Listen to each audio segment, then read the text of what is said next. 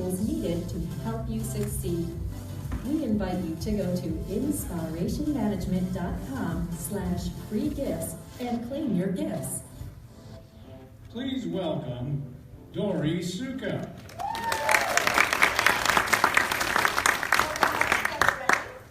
So excited to be here. So how many of you are in the Inspiration Management community already? Let me show a hand. All right, few of you. The rest of you, welcome. If this is the first time you're seeing me speak or you're attending some of our events, I welcome you. We have a great morning planned for you. We're going to start with talking a little bit about how to chart the path towards exponential growth.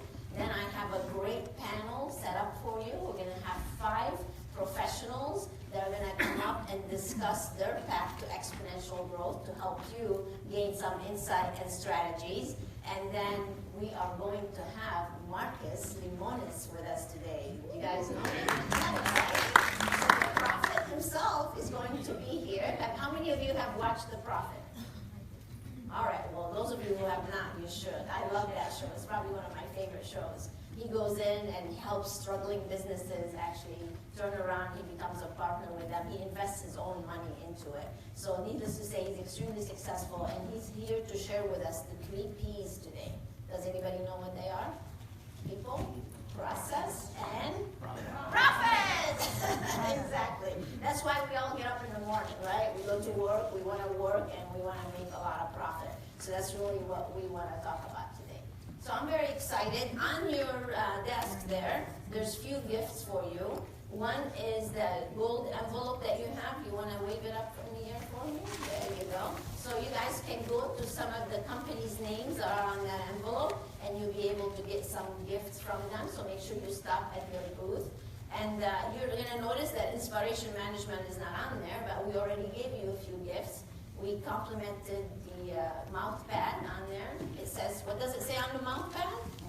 Make it happen. Make it happen. So compliments of Inspiration Management, but also if you go to our site with Inspiration Management free gifts, you'll be able to receive a copy of my book. Some of you probably already have it, but if you don't, it'll be a great read for you to gain insight. And we're also giving away a Spa Capacity Calculator that's going to help you see your true potential. It's an amazing business tool. You really like it. And we're also giving you 1 Coach Me module. It's 1 hour of me teaching marketing strategies. So make sure you go and download it and enjoy. So welcome. You feel like it's Christmas already, don't you? How was breakfast? You're welcome. All right, so I'm going to start by talking to you. Marcus is going to talk to you about the 3 Ps. Well, I teach the 4 S's. I like S's because they lead to success. So the 4 things I like to share with you quickly here before we get into our panel is how important it is to have structure in your business. The other S is strategies, right? The heart of the S's is systems. Because when you have systems for your business, you can have accuracy, consistency, and growth. Because without systems, sometimes you do it one way, sometimes you do it another way. Let's see where the wind is blowing from today. That does not work. So what we want to do is have that system in place for our business to run on autopilot. And then, of course, the 4th S is sustainability. Because we want to just keep going and keep innovating and keep trying new things to help our business grow. Because once we stop innovating, then we become flatlined and we're not going to keep growing our business. You guys like my 4 S's? Yes, they are really so important to your business to make sure that you have growth. So I am running out of time because we started a little bit late, but I just want to share with you a couple of success stories to show you how, by applying these S's into the business, how it can help your business grow. So I want to introduce you to Denise Dubois. She's one of the clients that we work with closely. She's a Leap Ahead graduate, a Coach Me Platinum member, and also allows us to do all her marketing. So she has 2 locations in New York. She has over 100 employees. Does anybody in the room have 100 employees? Okay, imagine having 100 employees. So here's how she was when I met her. She was overwhelmed, overworked, did not have any time to do anything, Though she was successful, she was generating millions in her 2 locations. They're huge, they're like 10,000 square feet each. So she was generating millions, but though she was generating millions, she was not as profitable as she could be. Because see, there's a big difference between revenue and profitability, right? So what can you do in your business by applying the structure to help your business grow? So what we did, these are some of the things that I helped Denise do. The first thing she did not have is good organizational structure. Imagine 100 people coming into your office every minute saying, got a minute? How many of those people you deal with, right? Got a minute, and then the minute turns into how many minutes? And imagine times 100. So did she get anything accomplished? Not. So what we did is we organized her entire organization, put some structure in place, and we implemented one of my favorite things within your organizational structure, and that's department leads. You should take every department within your organization and create a lead for that department. So now you have a buffer between you and everybody else. So instead of coming to her, knocking on her door saying, got a minute, they go to where? They go to the department leads, so they can buff that space between her and them. So that was a biggie for her. The other thing we did, we're talking about profits. One of the most important mistakes that I see often within our industry is that most people have the wrong compensation model in place. We don't have a performance-based compensation model. So instead of rewarding people for better work that they do, we pay everybody almost a flat amount. It doesn't matter whether they're an A player, B player, or C player. They get the same percentage or the same hourly rate. Well, that's a big mistake. That depletes your profits. That does not make you as profitable as you could be. So what we did is we flipped her entire compensation model upside down, made it performance-based. We set targets that her team had to reach. And therefore, the more they provided, the more they produced, the more they made. The less they produced, the less they made. So that made her a lot more profitable. So not only did she grow her business by 38% last year, that's great growth, isn't it? Is that exponential growth? It is. But she was able to grow her profitability as well by 20%. And when you're making millions, 20% is meaningful, is it not? Absolutely. So the other thing that we did is she has a call center, which is great. How many do people here have call centers instead of the receptionist? If you have a big organization, I highly recommend having a call center. It's a great way to free up your front desk so they can deliver a great experience, and you have an entire sales department just handling your phones. Wouldn't that be great? Wouldn't that be amazing? Think of how much more money you could make if you had that in place. So we took that, we fine-tuned them a little bit more, and allowed them to be more effective to generate more money. And then we customize, when we're talking about systems and structure, one other mistake that I see when I first start working with people is they don't have departmental manuals. You know, we wing it, we hire someone, we bring them in, and then we have to start thinking, oh, well, what am I supposed to train them on now? Or we let them shadow somebody who's getting ready to leave, so they learn all their bad habits. And we call that our training. Well, that's not good. So my advice to you, if you want to practice before S's, you want to have systems in place. The way you have systems in place is by having training manuals. So when you onboard someone on your team, now you can teach them from systems that are proven effective.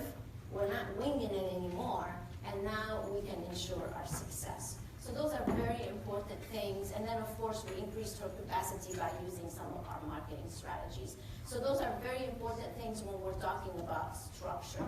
So I had a few more to share with you, but of course I don't have time to go over them because I want to invite our panel up. But that's Cindy Kopp. She's a nurse practitioner. She implemented great strategies in her business. Her business grew last year by 35%. We did it by showing differentiation. She came to our book writing seminar. She became a published author. If you punch in best injector in Lafayette, you will see Cindy on page 1 as the best injector because of that authority marketing that we taught her to do. So it's awesome. This is Dr. Durstadler and Jennifer, his wife. He's the chief of staff for the emergency center in Arizona. I went on site and trained them on all sorts of systems that we teach. Their business was up 56% last year. Some, they have a 5,000 square foot med spa in Arizona. And then this is my biggest success story, Gary. When I first started working with Gary, he did not have any of our systems and structure in place. He had only one location, and just last month he came to our Leap Ahead again with 6 of his managers. He went from one location to how many locations? To 6 locations in 4 years. Is that exponential growth? That's exponential growth. And that's what I want for you guys. So if they can do it, so can you. So can I. Okay, so if they can do it, so can I. There we go. Yeah. So I really want to encourage you to implement some of these strategies. As a matter of fact, I have a couple of classes here if you'd like to come and see me. I have one after this event at 12:30, and I have another one tomorrow. The one next is about video marketing. So if you like the video that you saw, you want to come and learn how to market your business with video marketing, so you can come and see me at 12:30. What classroom is it in? Somewhere, right? Somewhere up here. All right, so I would like to invite our panel up now. I would like to introduce them. So Chris and Sherry. I don't see Dr. Oppenheimer. Is he here? Oh, here he is. You snuck in on me. Looking so handsome. All right, so I'm going to start by introducing them, and then we'll go ahead and start our conversation. Now, if you have any questions as we're going through, feel free to raise your hand and we'll bring a mic to you, or are we going to do that? Can we bring a mic to them? Or not? Or not? You just have to speak loud. You have to project. All right, so I'm going to start with Miss Chris Senslake. Raise your hand, Chris. That's Chris. Chris is an attorney who specializes in employment law. She has an office in Sarasota, and she helps people like yourself write manuals, policies, and procedures, and handle team issues, and disciplines, and commission schedules, and things like that. She's actually a Gator. Do we have any Gator fans? Yeah. Go Gators! So that's where my son Charlie is at now, University of Florida, studying biochemistry. So I always like to give our Gators a shout. So she graduated from there, and Christine actually was voted 8 years in a row from the Florida Elite Lawyers. So that's quite an accomplishment. And she was a super lawyer for the past 2 years. I wanted to know, what you have to tell me later, what is a super lawyer? Is that like Wonder Woman? You're a super lawyer? I like that. So she writes handbooks, policies, trains management and employees about law, and she advises spa and salon owners about legal issues. So her office is in Sarasota, and she's not new to the premier panel, actually. She's joined us a few times. Some of you may already know her. I use her quite a bit with all of our Florida clients. She's amazing, does a great job. So it's so good to have you again, Chris. Thank you. Next is Sherry. How come we didn't go boy, girl, boy, girl? So Sherry Tennessee is the Director of Education for Spa SOS. Prior to her current position, she owned the spa and was voted the #1 or the best green spa and best day spa in 2007. And Sherry was also voted best massage therapist, so congratulations on that. She was also the education manager for Sandals Resorts in the Red Lane properties. Sherry is also an author. Her articles have been published in many magazines, and she also has a book, and her book was featured in Day Spa magazine and American Spa. Welcome, Sherry. Great to have you. And then we have Dr. Adam Oppenheimer. Can you say that? Oppenheimer. Yeah. Dr. Oppenheimer is a plastic surgeon, and he also serves as a medical director for Victoria Med Spa here in Orlando, Florida. He's a 3rd generation board certified plastic surgeon. Runs in the family. I had the pleasure to meet his uncle, actually, Dr. Shatkin, who's also a plastic surgeon. And he has Ivy League education and training from Yale University. Didn't mess around. Dr. Oppenheimer also has been chosen as the top 100 plastic surgeon by realself.com. If you guys are not familiar with realself.com, you should write it down on your note. It's a great site to go and check out. And that he's won that 2 years in a row, actually. And he's also a published author. And then we have Dr. Brent Baldessar. Dr. Baldessar is a co-founder of Affinity Health and Wellness here in Orlando. And he's also a best-selling author. He has several books, actually. One of them is The Nutrition Cure. You guys really need to check out his books. They're amazing. I've read every one of them. 60 Days to the New You, and The Great American Food Fight. He believes true health comes from within. Professionals can tap into potential, like you guys can tap into integrated approach by incorporating wellness programs into your menu. So I've had the pleasure actually to visit Angela, his wife. Say hi, Angela. And Dr. Baldessar, and worked with them at their location. And they just moved into a beautiful facility, so congratulations on that. And they're off running. They're doing great. So they're here also in Orlando. And then, last but not least, Mr. Philip Douglas. Say hi, Philip. Philip and his partner, Doug. Say hi, Doug. They own the posh Philip Douglas Salon and Spa in Naples, Florida, one of my favorite cities in Florida. For the past 35 years, Philip has built quite a reputation. He's actually known as the celebrity stylist for singers, movie stars, and television celebrities. Philip is the recipient of Hope Award from the American Cancer Society for all the volunteering that they do. It's called the Look Good, Feel Good. And he was also voted the Naples Man of the Year. They sent me this magazine with his picture on it. It's amazing, all the publicity you guys get. We're going to talk about that so they can tap into it. And he's also soon to publish his book. So welcome my panel.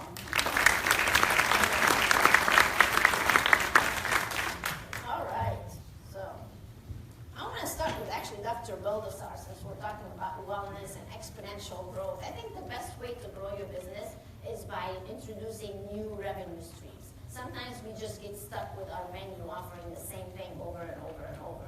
So what I would like you to maybe start us off talking about what else can you offer, especially since you just revamped your menu, your entire business. So let's get into that a little bit. So my wife and I had a practice for 17 years. It was mainly chiropractic, physical therapy, massage therapy, and then she has an amazing staff that came on, so we expanded to med spa services. But the beauty of it is that if has anybody here deal with insurance, or anybody here have insurance, or have been to a doctor with insurance? So the challenge that we had is that we had a practice that took insurance, and people would come in, they would literally fight my staff over a $15 copay, like death rattle fight. And they would go to people on her side, and she said, that's $800 for 4 services. They go, oh, okay, cash or credit. And it was a total laydown, and that, my eyes opened up. I said, oh my God, where healthcare is going right now, this is not sustainable. So then we took that concept and we've just blown it up into a whole new center and brought Dori on board. But the amazing part is that we still have kept the wellness model. And so anybody comes in, if they're coming for skincare, they're coming for weight loss, and you have that conversation on a bigger level with them as far as changing their life, changing their habits, and how it affects all the people around them. That's really kind of made a raving fan base for us. So now we have a patient base of about 15,000. So now we add the med spa services. It was a very nice transition over to all these new services, and my wife's been running this and literally doubling the income every month. So That's very amazing. exciting. Yeah. So you just moved from one location to the other. How much did you expand? We went from 2,200 square feet to a little over 5,000. Yeah, very nice. And the location is divided in 2 parts. So they have the Medi-Spa on one side and then the chiropractic on the other side. And when you started with the Medi-Spa side, you were kind of concerned. You had like little concerns about how you're going to make that a success. So how did you overcome those concerns? Yeah, because I'm sure everybody feels like, oh my gosh, I'm going to start something new. How am I going to do it? Well, I mean, first, the uncertainty scared the daylights out of me. I mean, I saw when the bills were coming in, the rent almost doubled, the insurance, and then the compliance, and then the training, and then med spa people are a little bit different to deal with, and medical people, and there's a whole lot of uncertainty about what we're going to do. So as soon as we started with this process, we had all these steps, and then this is why I really think you have to have a coach. And I know when you came to my house, and you sat down, and you said, where's your compliance manual? Where's your training manual? We went step by step. What's your strategy? What are your systems in place? We kind of put all that in place, which is, without question, the most important thing. If you have crappy systems, you got to practice. Once that got tightened up, and now what we're starting to see is the word of mouth is starting to happen, we can see whether we see 5 people or 50 new people in a week. It's the same process, and now it's just exciting to be able to watch the growth happen. Well, congratulations. Thanks. It's wonderful. Yeah. So Dr. Oppenheimer, he's talking about word of mouth, right? Marketing is a big part of everyone's business. So let's say somebody introduces something new. You're like the master of social media, what you do with your plastic surgery center. So let's say somebody brought in something new, a new treatment, new product, or new concept. So tell us a little bit about how you've achieved such success through social media. Well, I think social media gives you an opportunity to showcase your personality, because I think everybody is seeking a different kind of environment. I mean, there are common services that we're all providing, but we have our own flair for how we provide those services, and that's what allows this space to have everyone coexisting in it. You know, it's not, I don't really see it as competition in a way. I see it as an opportunity to show what I'm doing differently about the same types of treatments. So it's a little bit unfiltered, it's a lot less scripted. I think social media is a little bit almost like a behind-the-scenes approach to what's going on in your spa and what's going on in your medical practice. And it allows you to showcase how you're doing things a little bit differently and the personalities behind the treatments. Because in reality, you could market a service, but you're almost really trying to market the provider of the service. At least that's how I see it. And that's where the trust comes in with patients, new patients, or clients, is what can I trust this individual provider? Is this esthetician someone who I can feel relaxed around? Is this physician someone who I want to trust with a physical examination, for example? Because a lot of the things that I'm doing now are involving intimate wellness, and those are pretty sensitive issues. You really need to feel like the whole team is a safe place for you. So that's kind of how I see it. Any different technology or service or product that I'm offering is really almost secondary to the way in which I'm offering it through the personality of the providers in the office. That's great. Well, I love what you do because it is about individuality, and people buy you, they don't buy the business. Yeah. And I think that's very important to remember. So you're talking about intimacy. You know, one of the number one treatments right now is vaginal rejuvenation. And I don't know, how many people have Medi-Spas here? Can I show a hand? Medi-Spas? There's a couple. So that's becoming an extremely popular treatment. So do you want to share with them a little bit about maybe that could be something that they want to team up with a medical director or bring on some of these new and innovative treatments that are very popular now? Sure, yeah, it's hard to talk about. I mean, that's really the biggest challenge. How do you market something like vaginal health in a tasteful way without being cheesy? I mean, how does a male physician talk about these issues? It's almost impossible, but I think once you cross that barrier and you are able to say the things that everyone's saying or thinking about anyway, I think it's kind of like an aha moment. I mean, I always look to Viagra, you know, and think about the way that those commercials are. I'm not sure that those are the most tasteful commercials all the time. I mean, erectile dysfunction with a female laying on a bed, you know, it's not very clinical, at least, you know. So what would be the equivalent for a woman who has atrophic vaginitis, which is basically like vaginal dryness? It's like the equivalent of erectile dysfunction in women, you know, in menopause, or moms who have urine leakage, or episiotomies and perineal tears after vaginal delivery. I think if you start to talk about them in very explicitly medical terms, I think that allows things to be discussed and opens the discussion.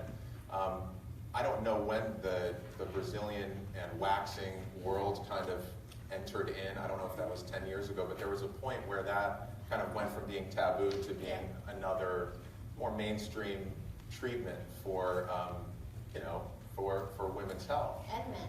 And men, yeah. And so we've implemented a few things that I found people were just talking to me about, people were asking me about, because I kind of started getting into vaginal health with labiaplasty surgeries and vaginal tightening surgeries for women who have tears after childbirth. And the OBGYNs were telling women, oh, it'll heal, and they were right, but it healed with symptoms of vaginal looseness, issues with not feeling as satisfied during intercourse.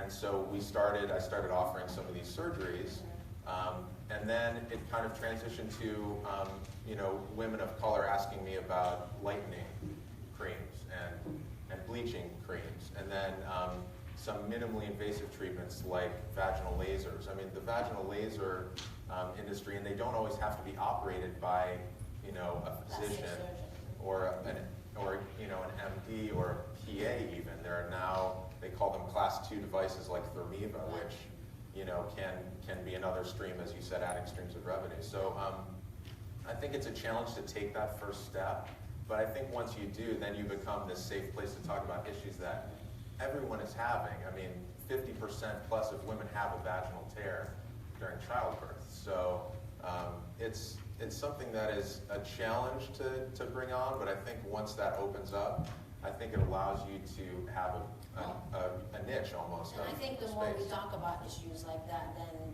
the easier it's going to be for everybody to talk more about it and to offer it as a treatment for their clients. Yeah. So thank you for sharing. Sure. Thank you. So Philip, we're talking about new revenue streams. I know you guys were the best in hairstyling and coloring and making people look beautiful, and then you decided to bring on spa treatments. So how did you make that transition? And if somebody's sitting here that has a hair salon, how can they bring in that new revenue stream doing spa treatments and be successful at it? Well, of course, there are many challenges. Our journey was a little over 3 years ago. We changed locations. We moved from a very beautiful area of Naples to another beautiful area of Naples, but a much busier area. So our business really grew that first year. And then the nail and spa salon next door to us went up for sale because she was having a lot of struggles keeping that business going. So we bought it, and 2 months later we renovated and knocked down walls, and right in the middle of season, which is always a You're brave. I don't even know how we got through it, you know, Yeah. but we did, and you know, we did a lot of planning. We met up with you.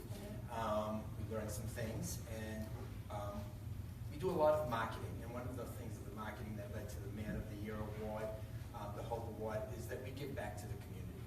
That's how we do our marketing. We get very involved with everything. So our name is constantly out there. We're constantly in magazines. We're constantly in the newspapers. So we actually spend very little on advertising, actually paying for an ad. Right. And we have a few little ads that run all the time. But what we really do is get out there, get involved with the community, invite the community into the salon, and offer them a lot of things. You know, and we do a lot of freebies. We give things away, or add-ons and things like that. And slowly turning our front desk into a call center. So, which has really helped grow the business as well, is because you have an additional salesperson Yes. supporting the salon. Makes a big difference. It makes a doesn't big difference. They're not just getting paid to answer the phone and smile at people. Yeah. Now, part of their job is to upsell and give a better client experience, because everybody's looking for that better client Yeah. experience.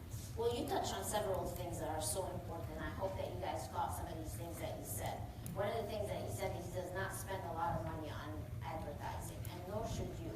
I'm not a big fan of advertising. I'm a big fan of marketing. There's a big difference between the two, right? Advertising is not marketing. Advertising is a mix of marketing. But what Philip is saying is that he's practicing what we call authority positioning or authority marketing. And authority marketing is when you position yourself as an expert. And instead of you pushing yourself at people, you're actually drawing people to yourself. Because he is the expert in Naples. He is the best of the best in Naples. So the point to take from this, you guys, is you need to ask yourself, are you positioned as the expert, as the best of the best in your community? And if you're not, there are some things that you can do to really change that. Like he was saying, he's into the community. He does volunteer work. They do things to grab people's attention. You can do press releases about them. Let people know who you are. And when you do those kind of things, when you do good, good comes back, doesn't it? So it's amazing because they are always in the news and they don't pay for it. That's the beautiful part about it. Isn't that great? It is. It's phenomenal. Someone just asked me recently if one of the Naples magazines, if we owned it. Yeah. Yeah. That's a good compliment. It's a good compliment. Very good compliment. All right, so let's say you have expanded and you brought in new revenue streams and this and that. Now, we all have team issues, don't we? Yeah? Yeah, we all have team issues. And you've all experienced where somebody quits on you and they take all the clients with them, right? You experienced any of that? Yeah, it's a pain in the butt when it happens to you, isn't it? Yeah, so what can we do about that, Miss Chris, to protect ourselves from having somebody quit on us, leave, take the clients, or badmouth us on social media, and what can we do about things like that? Yeah, those two tend to go hand in hand. Yes. When someone leaves you and they're not happy with you, they are more than You have happy. your mic on? Oh, they do. Oh, a little bit, yeah. Good. They're more than happy to make sure that the online community knows how awful you are. Yelp, Facebook, Instagram, Snapchat, TripAdvisor. They have all sorts of ways to be able to criticize you. Has anybody here ever actually tried to do battle with Google and Yelp? No. They're an 800-pound gorilla. They win. They don't really have a whole lot to say to you, other than if that person was a client, they were unhappy, you live with the review. If they weren't a client, if it's fraudulent, if that person doesn't exist, if they didn't exist in your books, you didn't provide the services, usually it's helpful to get a lawyer involved, and they write the letter to Google's legal team and say, now we have slander, do you want to look at this? And they'll usually look at some of that, but most of the time you're kind of on your own. So there's several different ways you need to look at responding to it. But before we get to responding, I'm going to go back to what Dori sort of opened up this session with. What plans do you have in place? Do you have systems? Because if you have systems, you should have agreements. Hallelujah. I'm not the biggest fan of employment agreements in an at-will employment environment like Florida is. In other words, anytime, any reason, you can quit or be fired as long as it's not a discriminatory reason. As soon as you have employment agreements, you have notice periods, you have requirements, you have all sorts of things that you need to do in that. However, that doesn't mean you can't have a confidentiality agreement. You can't have a non-disclosure agreement. You can't have a non-solicitation agreement or a non-compete agreement. I will tell you, in today's day and age, non-compete agreements are very expensive to enforce. Plan on a budget of $40,000 to $60,000. Because to get you to the injunctions, usually about 10 to 20. And if you lose it, you pay the other side's fees. So there's a lot of reasons non-compete agreements don't always have the amount of weight people put in them. But here's something I do like, a non-solicit agreement. Because that's a contract. Non-solicit agreement. And what's great about a non-solicit agreement is you're basically saying to your staff, because most of the time you have a good staff. You may have someone who's entrepreneurial. Everybody in here worked for somebody else at some point, right? And so when you wanted to open your spa and salon, you really wanted to work 7 days a week. You really wanted to put in, 90 hours a week of work. You really wanted to deal with all the stress that comes with it. At the same time, some people do. Everyone here did at some point. So to say to somebody, I've got an agreement I want to give you. It's dealing with my information's mine, belongs to me. If it's client contact information, belongs to me. What's in my systems belongs to me. You can't have it. You're not allowed to download it. You're not allowed to take it. You're not allowed to take photos of it with your phone. You're not allowed to do any of that. Because while you're here, I'm marketing you. I mean, think of all the things you're doing to market your people. And so, in exchange for that, I ask her one thing. Don't steal from me. When you put it that way, it's kind of hard for someone to look at you and go, yeah, I'm going to steal from you. That's not something that most people are going to do. So if you say to them, I'm not asking you to never be able to work with them. I'm not asking you to not make a living. I'm asking you not to steal from me. Can you do that? It's kind of hard to say no. And so you give them an agreement that's reasonable. You don't give them something that you don't want to spend $20,000 to $40,000 to $60,000 to enforce. But you give them something that says, if you do steal from me, I will sue you. And you don't have to deal with injunctions like in the world of non-compete. It's just going to be a breach of contract. And so a lot of times, even my non-solicits, I'll even say, and as a default, you'll give me 25% of your revenue for any clients you took from me for the next year. That's a good one. And so when you say something like that, and someone gets ready to leave you, you remind them, we signed a confidentiality agreement, we signed a non-disclosure agreement, we signed a non-solicitation agreement. So again, if you solicit my clients, you're going to owe me 25% of that, and I will sue you for it. That's not ugly, it's not mean. And again, you can go back to, the one thing I asked of you in this agreement was, what happens in my spa and salon stays here, and don't steal from me. So we're clear on that, right? Again, most people will understand that. Most people don't want to steal from you, but there are people who do. There's still a notion too that if someone's experienced in bringing you a book of business, I believe that's their book of business. They brought it into your spa and your salon. Carve it out. Say, Exhibit A, these are your clients. So when you leave, if you leave, those people are your clients. Those are things that work.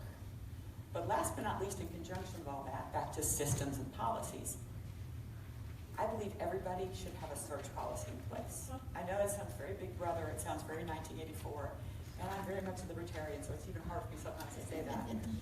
But here's the thing. These things contain our lives. I don't know my mother's phone number at this point. It's in the phone. So if we lose this, what happens to us? We don't know. But they also have cameras. So click, click, click. They have the data, the people they need on one screen. You also have the issue of, let's say you have a client who says, no, I don't want you to take my picture for social media. I don't want it. I don't want people to know that, this isn't a color known to nature. And so you say, fine, don't take my picture, that's great. And then your client, your guest comes to you at the front desk and goes, I heard a click behind me while I was sitting in the chair. You want to be able to reassure that guest, don't you? You want to be able to say, you said not to take the picture, she didn't take the picture. Well, I'd like you to confirm that. Well, if you have a search policy in place, you're going to have a standoff between one of your very good stylists and a customer. You don't want to be in that situation. So to say to the stylist, to say to the massage therapist, to say to any of your estheticians, look, we need to make sure that there's no photos on your phone. Would you show me your last two pictures? They showed them to you. I checked, she didn't take your picture. Without a search policy in place, you didn't pay for this. It's mine. It's mine. That's my private information. I don't want to show it to you. But if it's a simple matter of, we have a very upset client, she is absolutely certain you took a picture, she said she didn't want you to take her picture, could we resolve this issue? By having a search policy in place, you do that. You will also hear usually the gossip of who's going to be leaving you soon. And you can say, based on my search policy, I just want to make sure you haven't taken any of my data. So those are the things you can do with systems, with having agreements in place that aren't onerous, that aren't ugly, and that aren't I don't trust you, and the person looking at you and going, you want too much from me. Well, I think the biggest thing, Chris, that I see missing is an employee manual. And that's where a lot of these factors that you just talked about should be implemented in there, from your social media policy to your search policy. Well, you're the master at this. So my advice to you guys, if you don't have an employee manual right now, you really should. And Chris can help you create one, or you can start one up and then have her review it. So if you're in the state of Florida, then you need an attorney in Florida, of course, to have the Florida laws. But if you are from out of state, then you need to get somebody from out of state. So my advice is get you an employee manual. Make sure everybody signs it, and make sure you take the signature and you put it in your file. So whenever things like this come up, you can come back to it and be able to enforce all these legal agreements that you have within your spa and so on. And it goes to growth, consistency. You want to be able to say to someone, we rolled out the policy, we explained it, you said you understood it, you said you will agree to abide by it. So let's go to page 7. That's great. Page 7 says that you will ask permission from every client before taking their photo. We understand you didn't ask permission, you took the photo. So what about page 7 you not understand? That's an easier conversation than feeling like you're the principal and the person being called It in. takes all the personalities out of it, and now you're into You're focusing on structure. systems and policies. Excuse me, into your structure that you have in place. So thank you so much for sharing. Sherry, let's get back into trends and what's working these days and what can they implement in their business. I think we touched on it earlier. I know you mentioned it with wellness is the biggest trend, though it's not really a trend that's been around for centuries, but I think people are circling back around to it. The Global Wellness Initiative produced their 2015 annual report, and wellness was set to make $3.7 trillion. Spa was $99 billion within that.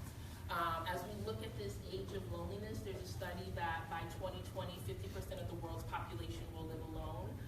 As we all sit here with our phones and our iPads and just walking down the street, we're very disconnected. So I think spas, wellness, Medi, and just being able to have some sort of service offering to be able to address that. And then, of course, a lack of sleep. Because you can do all the plastic surgery in the world with the bags.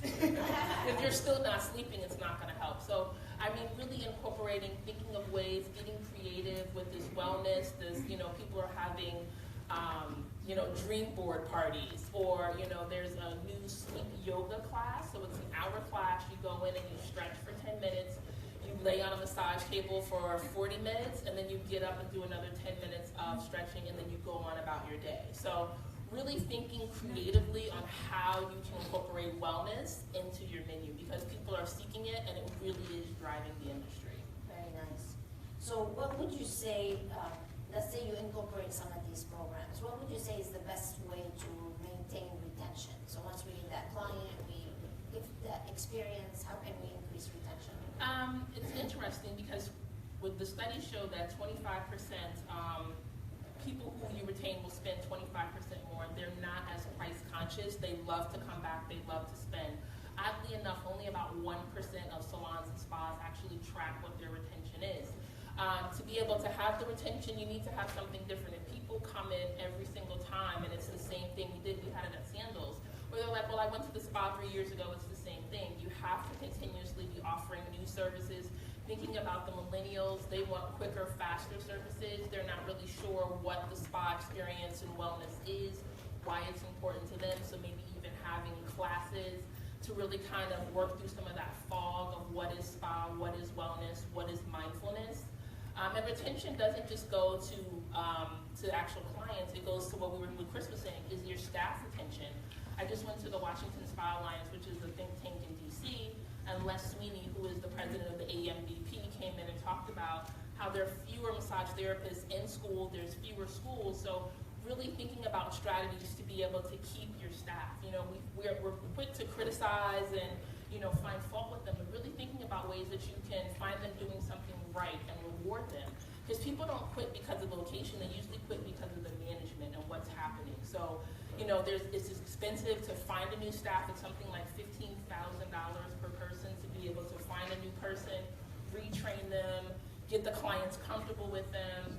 And it's something I do every single day. I'm a director of recruiting and training. So getting out there and finding new people who are going to stay and not steal and not do craziness really is a challenge. So when you think about retention, you know, getting creative, having something new, constant, working with the neighborhood and the community, but also thinking about your staff. And can you do like some special Thursday event, you know, where it's Treat Thursday, where they get an ice cream, or they get something that really just says, I appreciate you, because those little things are going to help keep your staff happy, which will then keep your clients happy. Absolutely. Well, I want to share what we implemented at InSPAration Management. Actually, we implemented this the beginning of the year, starting January. And we are in the wellness movement in my office. I want everybody to be nice and fit. So Tara, actually, she was sitting all right here. She's in charge of this project, our wellness project. She goes to the farmer's market every weekend. She buys fruits, vegetables for everybody for the week. And we juice every day at noon. We all go into the kitchen, we drink juice together, and we get healthy together. It gives everybody the opportunity to talk and communicate and get to know each other. So it's a wonderful thing that you can implement. How much does that cost me? It's a couple $100 here and there, but so what? It's worth it for me, for everybody to get together, have fun, communicate, and get healthy. So those are the little things that add to, when we talk about retention, it's not just guest retention, it's also employee retention. That makes a big difference in your business. So you might want to try juicing, it's fun. Yeah. Let's continue with wellness, Dr. Baldassar. So I know, go ahead. Yeah, so she crushed it. I mean, Yeah. I mean, it's the truth. I mean, Yeah. what Ange and I talked about as far as, you know, if we're going to add the med spa services, two things have always worked for us. We have an incredibly successful model. You know, you've helped us a lot build the systems up. Let's just assume everybody in this room has good systems. Yeah. You have that in place, then it's fun. Yes. When we do our weight loss challenges, it's not about the strategy, it's not about the product, it's not about the services we offer, it's about the connection we make to the community. We did a weight loss challenge 2 years ago, and I know my wife won't sign up for this again because it's thousands of man hours, but we literally had over 1,000 people do it. And even to this day, we still have people who are emailing us and telling the connection you make with your client and the connection you make with the community is in direct relation to how successful that spa is going to be, or your clinic's going to be, whatever it's going to be. But it's all about how you connect and how you communicate with the public. Yeah. And our motto is, it's, you know, our true beauty, all of us believe this, comes from the inside out. So don't be scared to talk about that. You know, I talk to some other spa owners, and I don't want to get too, you know, confrontational with clients or patients. Yeah, you do. You're the leader. People are starving for the information that we have. They are literally starving for this information. And whoever's either the most credible or the most authoritative is who's going to win that client. So you might as well be the one in your community that has that authoritative position that you're talking about, and say some real shit to them. I mean, like literally wake them up a little bit, and that, you know, that's what you have to do today. Like, if you haven't seen it on Instagram, you need to see this guy's Instagram. I checked it out before I come here today. Holy crap, talk about get your attention. And like, who's this guy? And then you start to build up from there, and you see that he's a credible guy. But that's what we all have to do, because we're going to lose this battle. Because most people in here, I'm assuming, is private industry owned. None of us here are the 800-pound gorilla that's, you know, this monster corporation. Everybody in this room wants to help other people. They want to connect with other people. Get out there and do it. And the thing that holds most of us back, it held me back in the beginning, was the uncertainty of, well, if I get out there, you know, where's my liability? What if I promote all these people who are great providers and they leave me? Those are excuses. They're BS excuses. Get the legal stuff put in place. Get the systems put in place. Get that put in place. And go have some fun. And get out there and do what you do. And bring the excitement back to it. Yeah. Fulfill your purpose. Fulfill your purpose and share that with the community and build the momentum. You want to build raving fans. Well, I have to tell you, one thing I did not need to work with you on is that you are a master at authority marketing. Before I even met him, he already had books, he already had videos, he's already positioned himself as the expert. And you know what? Not many people actually have done that. You want to talk a little bit about what drove you to do this? Yeah, I want to add this to you. If you don't have a story about who you are and what you're doing, you're losing. You're losing. I won't get into my whole story, but real quick, I was paralyzed on the football field from the waist down, so that's what drives me. My wife survived cancer without medication. That's what drives her. So we're living examples of what your clients, what our clients want. They want to get out of pain, but they don't want to take drugs. They don't want to do aggressive surgery. People have all kinds of health conditions, and they're so sick of taking it. How many people are sick of going to the doctor taking a medication? And they're paying a $100 copay for it. It's crazy. This is what we are. There has never been a time in the spa, the Medi-Spa, or this wellness type of spa than right now. People are frustrated and angry with the medical system, and if you can give them just a little bit of hope with some real credible services, and like she's saying, be the authority of it. You don't have to go chase clients. You literally are who they come seek you out for. And that's the secret sauce. That's the secret sauce. It is the secret sauce. He's a proven fact of it, you guys. It is. It's amazing. Very nice. Thank you. Let's talk a little bit about price, Philip, because a lot of people think that they have to discount to compete. That's one of the things that drives me crazy, is if you're doing Groupon, or you're trying to be the cheapest, or you're playing the stupid price war games, you've got to stop that. It's not about price. It's about the experience that you deliver. So you don't have to be the cheapest. He's certainly not the cheapest. So let's talk a little bit about how you price. So I wanted to share with you, because he's the most expensive in Naples. And you don't have to be inexpensive. I want you to be expensive. Because when you step up your game, go ahead, you tell them, Philip, how do you get away with charging so much for your treatments and your a little out of my journey first is my first day at hairdressing school, cosmetology school. Mary Turner was my instructor, and up over her desk in calligraphy, big 1-foot letters was, "If your hair isn't beautiful, the rest hardly matters." Aww. And that has stuck with me my whole life. I love beautiful hair, so it's a passion. So that passion spills over into other things. And I had the great fortune to go work for a company. They had 28 salons, and I started out at 65 cents an hour. Brought home $17.88 my first week after my Blue Cross Blue Shield was deducted. But I got 2 days a week of education for free. And I felt that was far more important than that $17.88 paycheck. There you go. So, and not only was it hairdressing, cosmetology, but it was also business. You know, I listened. And one of the owners of that company said to me, people come to you for one of 2 reasons. Because you're good or because you're cheap. I decided to be good. There you go. Just to share a little bit of experience that was very current. Yesterday I came in, sat in on this class, and sat in this class, and this class I went to yesterday. It way overcrowded. The stage was very poorly lit, and there was so many people talking. You know, I even went, shh. Everybody turned around at me like I was a monster, you know? But, you know, I came to learn, because the more you learn, the more you earn. That's true. So, One of my favorite statements. yes, so I left. Yeah. And I said, oh, it's the last day. They all go back to the room. I put my feet, you know, I sat down. I said, oh, this woman looks interesting. So I got back, and I had to go all the way across the convention center. We all know how long that takes, but, you know, luckily there weren't too many people there yesterday. And I walked in the class, and she was doing a haircut, and she started talking about price. And she pointed to me and said, Mr. Expensive Looking, Yeah. how much do you charge? Yeah, there you go. That's what I want to be like. Mr. Expensive Looking. Yes. You know, you look like you charge a lot of money That's right. for your services. That's right. And I said, well, she said, how much do you charge? I said, well, $735 for a haircut. And she said, Mr. 135? She said, that's fantastic, you know? And there were like 80 people in the room. They all turned around and looked at me because I was kind of in the back, you know? And I was like, you know, and then she brought me up to the front. She said, I want to put some pomade in your hair and talk to you for a second. So for another hour, she called me Mr. 135. That's your new name. My new name. Mr. 135. Well, the other thing that they do so well, you guys, is retail.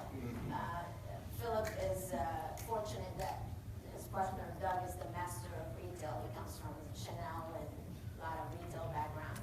And I have to tell you, a big part of their business is generated from also retail sales. And that's one challenge that I see over and over and over, where people are not capturing the revenue that they could be capturing from just retail sales. And it really is so sad to me. Do you guys know what the average per person is that they spend on retail in a spa and salon? It's even less than $5. It's $3.25. That's how much your clients are averaging in retail walking out the door. That's just pathetic. It's disgusting and stupid. We're totally missing out on it. I'm not going to tell you how I feel about this. But do you want to share a little bit what your thing is with retail? Doug, do you want to speak up from up there a little bit? You know, Can you project? Stand up. I can totally project. And coming from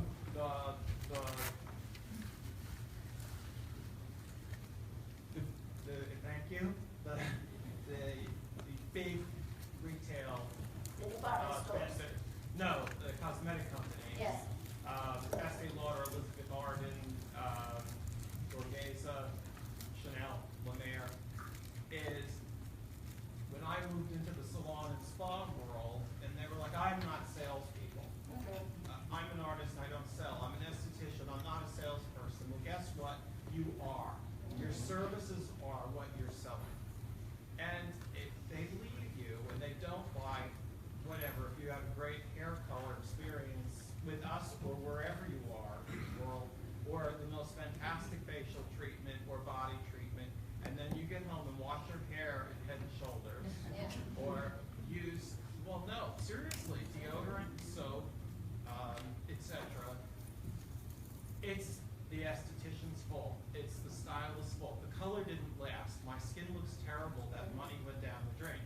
Well, you know, they're leaving, and they can be leaving in a 68 Pinto or a brand new Rolls Royce, and they're going to go to Walgreens, to Neiman Marcus, and they're buying it somewhere else. That's right. So Why not buy it from you? If they're not getting it from you, believe me, they're not getting it. Exactly. They are absolutely They're buying it getting it. somewhere else. We have some of the most affluent clients, the highest 1%ers in the country. However, we also have people that are like all of us that work for a living, nurses, teachers, you know, etc. Right. And they care about that. You know, it's the world is very competitive. They really care about how you look For sure. to compete, and you really want very strong vendor partnerships. Yeah. I think this is the most. Like the vendor that's sitting next to you, Like- Miss Lydia from Yes. Massage. Who Woohoo! is one of our biggest brands, and Yeah. a lot of it is and forget that she's sitting right next to me. A lot of it is really the partnership. It is. And It's partnership and education, you guys. I think it's really both of those things. If you don't have a system for retail sales, you really need to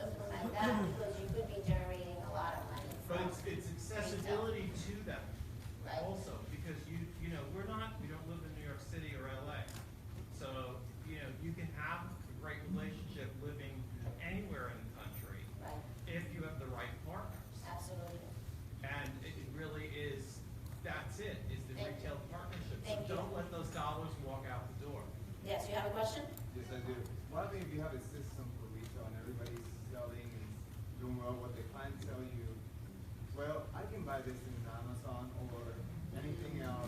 What do you say to them? Okay, you know what I would say to them in the beginning, until you get them into the habit of buying your products, is let's go ahead and look up this product you're talking about. So you get your phone or your iPad, you look it up, let's see how much it is on Amazon. And then I would match it. Yeah. I would match it instead of letting them walk out and go somewhere else. Get them into the habit of understanding your recommendation and how important it is to do business with you. And if you do right by them, eventually they'll start buying it from you. But match it. I would also suggest not having a product that they can buy on Amazon. Yeah.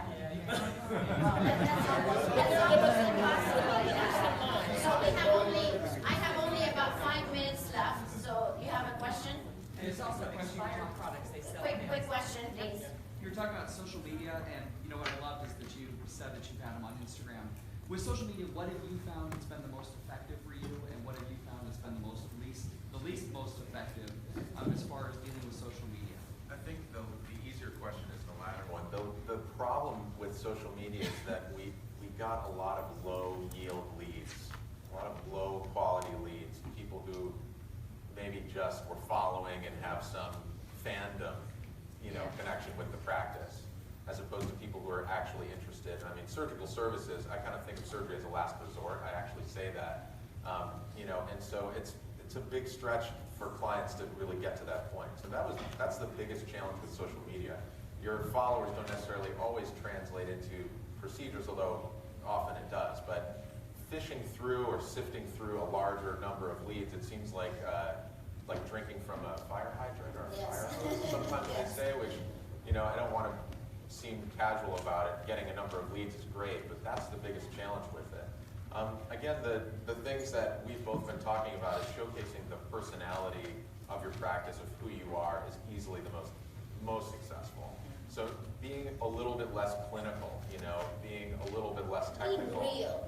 Yeah. Right, and I think, like I said, there's room in this space for all the different personalities. People will go to a spa because of the feel of that spa or that provider. So you don't need to be the biggest name. You don't need to have the billboards. You don't need to have that mentality. In fact, that might be a deterrent for a lot of people who want a smaller, more private experience where you know their name, and you see them again. So connecting on that personal level is easily the key. You don't need to have a lot of followers. You just need the ones that already care about the message that you bring. And then the other thing about social media that most people miss out on, let's say you do a Facebook ad. The mistakes that I find often is they do the ad, but then we don't take them to a landing page to take action on whatever that ad is talking about. And that's a big missing point. The reason you want to do an ad is to capture that lead. So if you do your ad and then you drive them to a landing page specifically talking about whatever it is that you're promoting in your offer, and there's no other distractions whatsoever, then they're going to go ahead and opt in. Give them an enticing offer. Give them something almost for free so you can capture their information. Now that you have their name, email address, phone number, you can begin the relationship with them, and then you can convert them into a paying client. And that's one of the biggest mistakes that I see in people doing social media. So keep that in mind. Landing pages are key to marketing success, you guys. I'm going to be talking about that a little bit tomorrow in my class if you want to come and learn a little bit more about that. So we have like a couple more minutes. Can we just go down? If they were to do one thing or one idea or strategy to implement, just very quickly, what would you say they should do for them? Be more involved with Instagram. Be more involved with Instagram. Chris? Take a look at what contracts you have in place and talk about refreshing them. Very good. Sherry? Become a more effective leader. Become a more effective leader. No question, my man Marcus Lemonis is in the room. Know your numbers. And Oppenheimer, Dr. Oppenheimer? Yeah, I would just say express your brand as the personality of your practice. It already exists. You don't need to invent that. That part's easy, and that's the stuff you're already passionate about. So just express that in a way that is able to be understood by the people you're seeking out. And mine would be check your business model right now, see what you're doing great, see what you need to improve, and start implementing and coming up with great systems to really help you soar. Because we want you to have exponential growth. That's my goal for you. So can we do it? Yeah. Absolutely. Well, thank you to my panel.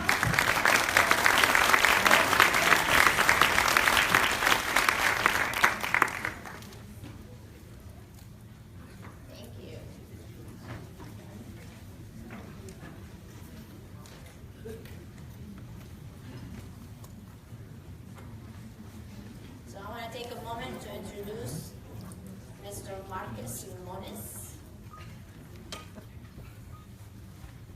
Okay.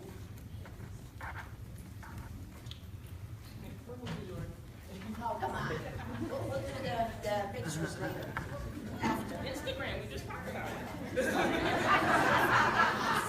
Instagram, social media, here we go. All right, so how's it been so far? I am so excited and honored to introduce to you our keynote speaker, Mr. Marcus Lemonis.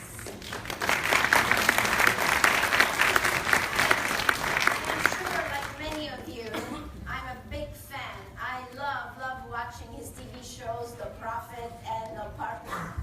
Marcus has accomplished so much in his lifetime. He's truly living the American dream. Marcus started his first business at the age of 12 when he started a lawn mowing business, and he used the profit from that to launch his candy business. He grew up in Florida and then went to Marquette University in Milwaukee. After he graduated, he decided to come back to Miami and run for a seat in the House of Representatives. Oh. Though he did not win, I can tell you one thing he didn't succeed at. Though he did not win, his efforts proved that he wanted to accomplish great and major goals at an early age. Well, this is how he got started. Marcus' family owned actually a dealership, a Chevy dealership in Miami. So he came back refocused and held several automotive sales and managerial positions, and he joined AutoNation. It was the largest retailer in the country, and quickly he rose up the corporate ladder. Until one day he had a conversation with a family member and former Chrysler CEO, Lee Iacocca, who advised him to get into the camping and RV business. Well, this put Marcus on the path to become the chairman and CEO of Camping World and Good Sam. Well, as they say, the rest is history, right? It's actually the #1 source for RVs, camping accessories, RV maintenance, and repair. Marcus was recognized for having more impact on the industry than any single individual or company in recent memory. The RV Business Magazine named him 2007 Newsmaker of the Year. Crane's Chicago Business featured him in their 2005 edition of 40 Under 40. In 2008, Ernst & Young named him Entrepreneur of the Year. Not only is he a great business person, but Marcus is truly passionate about people. As a matter of fact, it's one of his mantras, right? His philanthropy started in college, where he served as president and then planned a citywide clothing drive to help all the homeless in Milwaukee. He continues to help and contribute his time and money to various organizations near and dear to his heart. I am so excited to announce that The Prophet is back on June 6th, and we have a little clip to show you here before I bring him on stage, so go for it. You have to know the numbers. 22 businesses saved from the brink. Am I supposed to go bankrupt? I don't know what to do. Over 100,000 miles traveled, 270 and so's. And so, I want to make an offer. Millions of square feet transformed. 78 wardrobe changes. I like what I see. Hundreds of lives changed. This is beyond what I ever imagined. That confidence is what drives us to get bigger and better. Nearly $50 million invested. We have a deal? We have a deal. We have a deal. We have a deal. And the numbers continue to grow. My offer is $400,000, $500,000, $750,000, 100% in charge. Marcus Lemonis is The Prophet. Premiere episodes return Tuesday, June 6th. CNBC.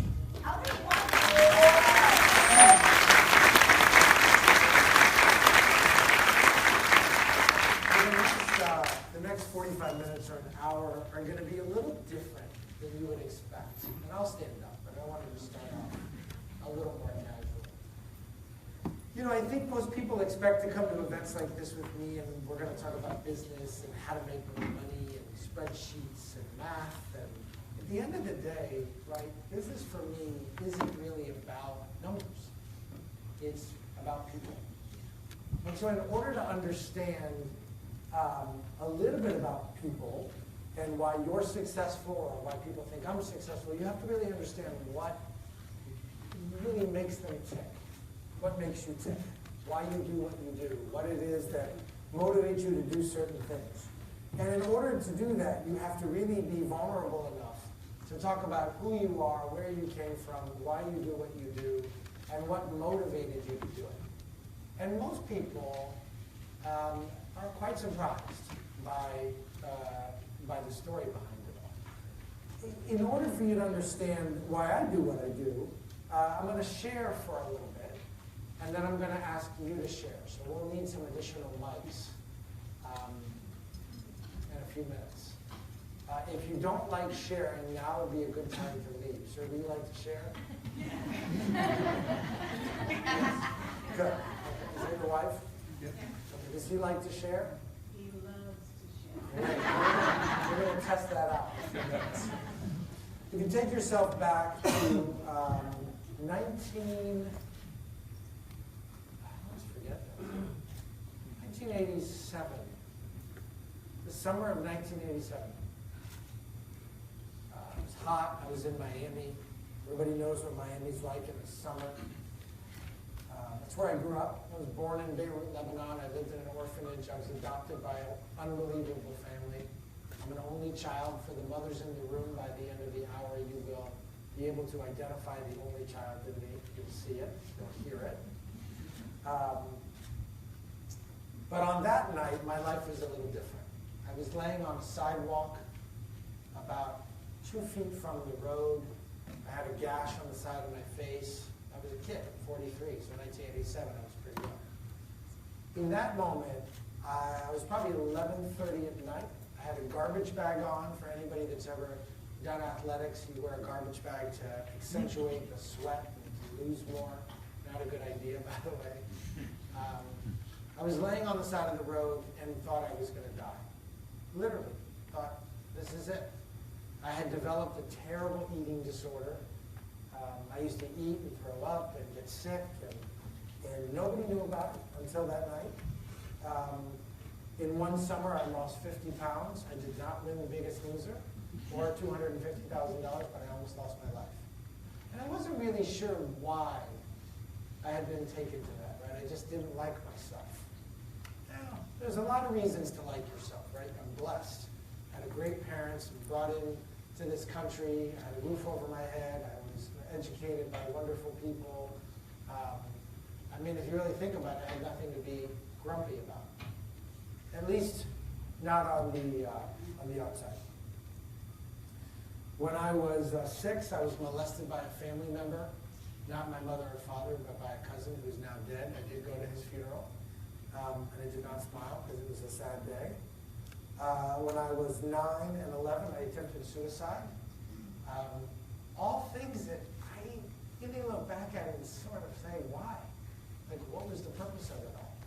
Look, I don't tell you any of this to feel sorry for me. That is not at all, because my life is great. I'm very blessed. I tell you that so that you understand why I do what I do and why I think the way I think.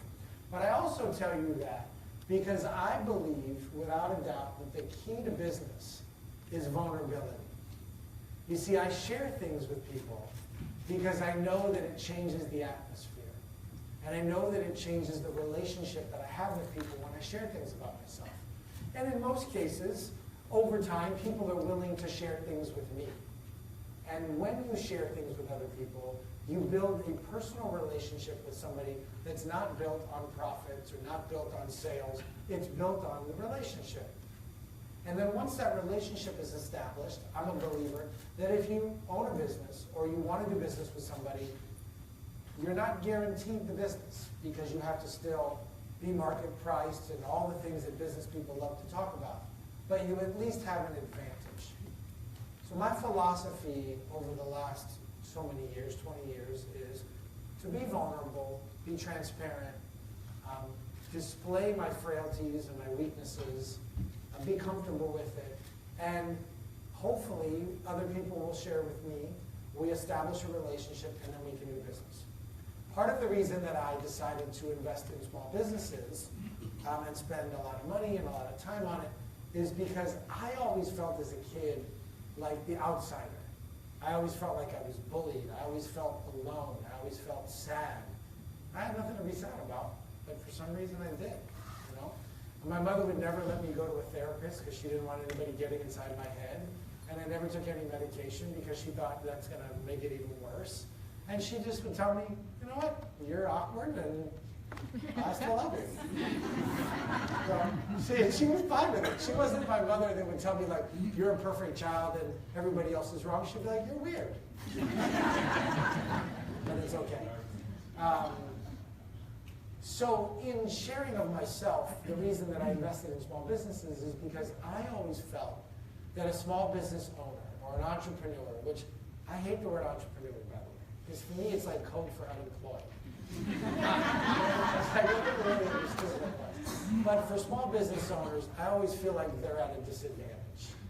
I always feel like they're given, you know, it's like, there's one Saturday a month that I love. It's Small Business Saturday. And I don't love it for the reason that you would think. I love it because it's the one time a year where like American Express and all these banks and all these towns like to celebrate us like we're gifted. Like we're special needs kids. Like, oh, we're going to give you a day, and we're going to tell everybody to shop from you. Aren't they cute? And I always felt like the small business owners were treated that way. It's difficult to get a loan. It's difficult to get customers. It's difficult to compete. And again, right, I don't tell you that so you feel sorry for yourself. I tell you that so that you're aware of the challenges that you have in being a business owner, and aware of how other people see you, and aware of how you see yourself. I think in order to be successful, that self-awareness is important.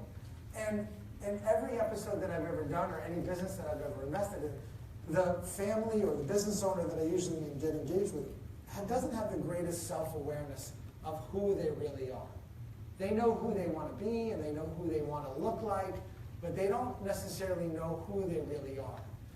And I think the thing that I take most pride in is taking my mask off and sort of being exposed, and then hoping that the other person does the same and that they learn about themselves. This is the honest to God truth, I am not that good at business. I'm really not, but I am really good at people. And I think in most cases that businesses fail because people don't know how to unlock what they have inside of them. And they're scared to admit that they don't have the answers, or they're scared to admit that they failed, or they're scared to admit that every idea they have isn't a good idea. Here's the newsflash. Every idea you have is not a good idea. Michael Woods, every idea you have is not a good idea.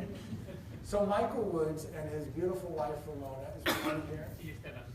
She stepped out. Did you send her out? No, I did not. Michael and Ramona, more Ramona than Michael, by the way, is the reason that I'm here. Michael and Ramona are going to be on this next season of The Prophet. They own a company called Ashtay, which Ramona made me wear my t-shirt today. And it's a multicultural hairline. And there are a couple reasons that I got involved in it. Number one, it's a great family story. The two daughters, Ashley and Taylor, are the ones that actually reached out to me and said, my parents need help. They think they have all the answers. They're wonderful people. They're great parents. They've educated us. We love them. But my dad doesn't know it all. And he's not that nice to my mother.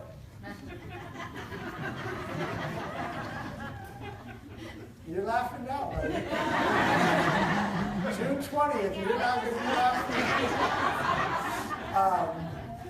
But I decided to invest in this season. I really made a point to invest in things that most people scoff at, or most people don't look at. So my mother, who you'll hear me talk about a lot, has passed away. My mother, it was a very large woman. She was like 6'9", not really, but that's how she felt to me. She was big, and she had a big personality, and she had a lot of hair. And if you've ever seen my big fat Greek wedding, there was the mother who had giant hair. Her name was Lady Kazan. That's what my mother looked like. And I used to go every Saturday with my mother to her beauty salon in downtown Coral Gables, and I used to hang out and clean up stuff. And then about 18 years ago, I came to this show. My mother's best friend was a hairdresser, and she told me that she wanted to go to this hair show, and she didn't want to drive from Miami, so she made me drive her, and she made me carry her stuff here. And, that's what you do if your mother tells you that that's what you're doing. But my point is that she was a big believer in always fighting for the underdog, right? And so the businesses that I invested in this season have a little bit of her in them.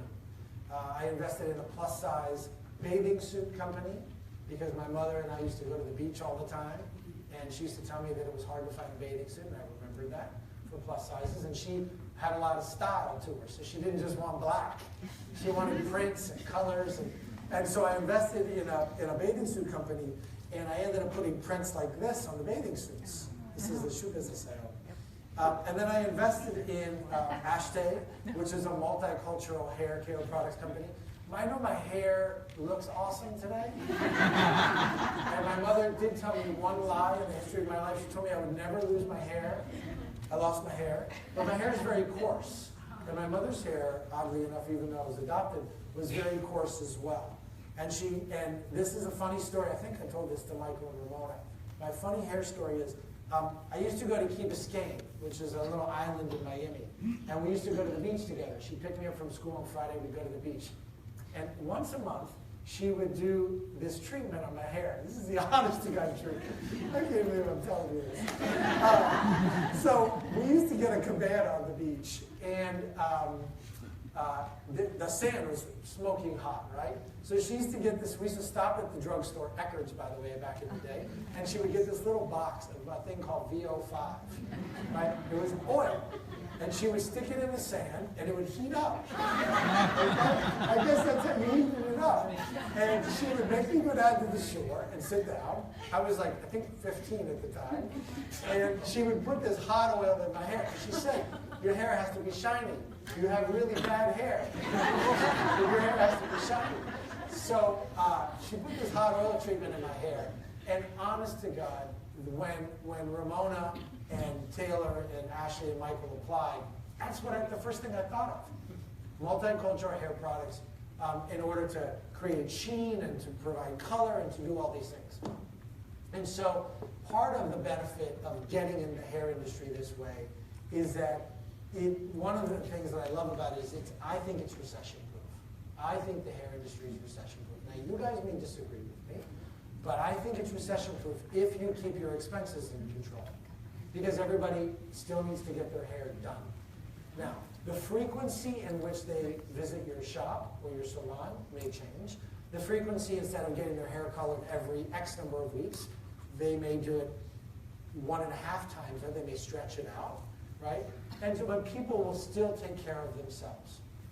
And so one of the things that I loved about getting involved with Michael and Ramona is that we changed their business model. Changed it pretty dramatically. We changed not only the product side of things, but what we did is we actually split the business into 2 categories. We have hair care products, and then we created a small university type business where we can educate salon owners and chair owners, chair renters, not just the owner of the salon, but the people that ultimately want to get there, on how to improve their business. So back to vulnerability. What I always like to do in events like this is, after I've shared a lot of really weird stuff about myself, I drag it out for a few minutes so that I can give you a chance so you can reflect on your own life. And while I was telling you about being molested, attempting suicide, having an eating disorder, doing all those things, you either were thinking about yourself or you were thinking about somebody you know that has had issues or that has had struggles or whatever it may be. And so I like to test people out to see how willing they are to truly be vulnerable, how willing they are to share of themselves.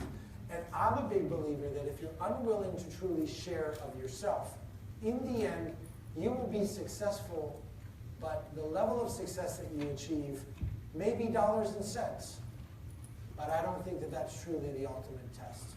I think connecting with people, providing jobs, growing your business, being a good staple in the community, doing those things make a difference. So, I don't know if I have a mic handy, but I would love a handheld if I can get one, or I can just repeat. But I want to know if there's any volunteers in the room, I'll take that microphone, volunteers in the room that are willing to share something about themselves that nobody knows that may be proving your vulnerability. And I want to do a few of them. And then I want to ask one question, and we'll see what happens.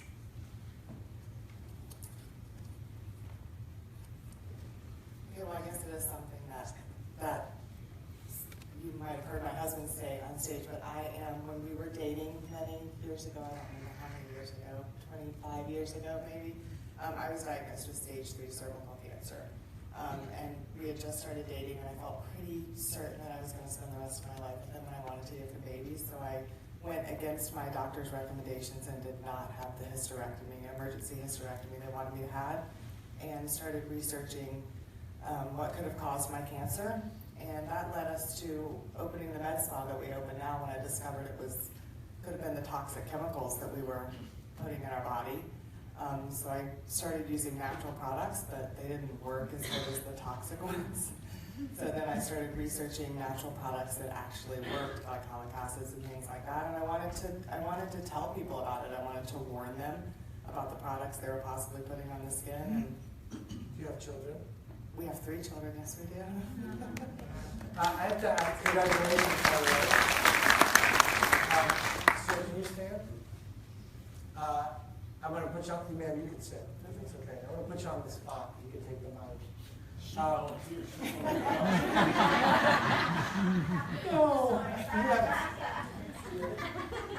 You know, when you heard your wife talk about the sacrifices she made and the risk that she put herself under, your body language definitely changed.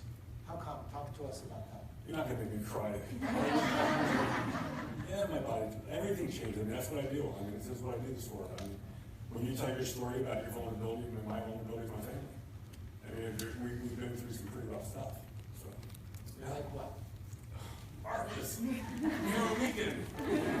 It's Sunday, it's church day. My wife, it is church. Dori's loving this because she talks to me about sharing your story. So I was paralyzed on the football field. I'd been through pretty devastating dark moments.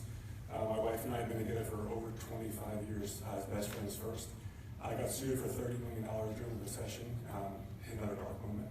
And then, she sat me down with the kids and she said, "You said nothing else matters. It doesn't matter. As long as we're healthy and as long as we have each other, we're going to get through it." And literally that day, things started coming back. My strength came back. Our businesses shut up. We didn't have to file bankruptcy, but the federal judge threw our $30 million court case at a trial. The attorney sat down in front of her and said, "We're going to take everything you own." And she took her jewelry off and said, "You can't take what's most important to us." I mean, it was crazy what happened to me. And this was around 2008, 2009. And when she talks about her story about surviving cancer, I feel like we're indestructible. We're really indestructible. But well, you're indestructible because you stick together. That's true. And so I think you can sit. Thank you. Thank you very much for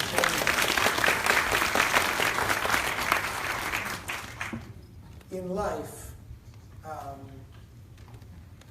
I think your ability to succeed often depends on your willingness to not only be vulnerable, but to lean on somebody else and to recognize that you cannot do it alone. And so I would say that your success individually and collectively are because you're collective, right? And when you can get through something.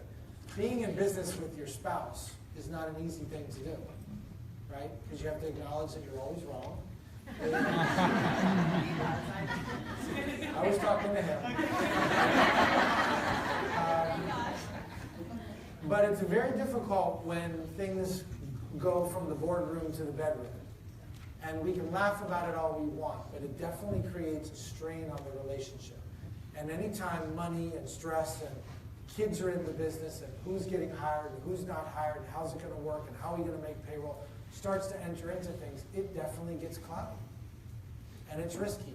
And I typically advocate for family not to work together. typically advocate for it. If it's already done, then it's done. But the conflict with my advocacy of that is that most small businesses are family-owned for one reason. Because you typically don't have to pay yourself and your family. And you don't have other people to do the work because you don't have any money to pay those people. And so typically, you know, if your wife or your husband has another job, at night when they come home from their first job, enough to pay the bills, they're at the kitchen table doing more work, you're trying to figure it out, then you become the marketing person, the accounting person, the IT person, you become all of those things, and sometimes there's a disagreement, right? Yes. So you guys in business together?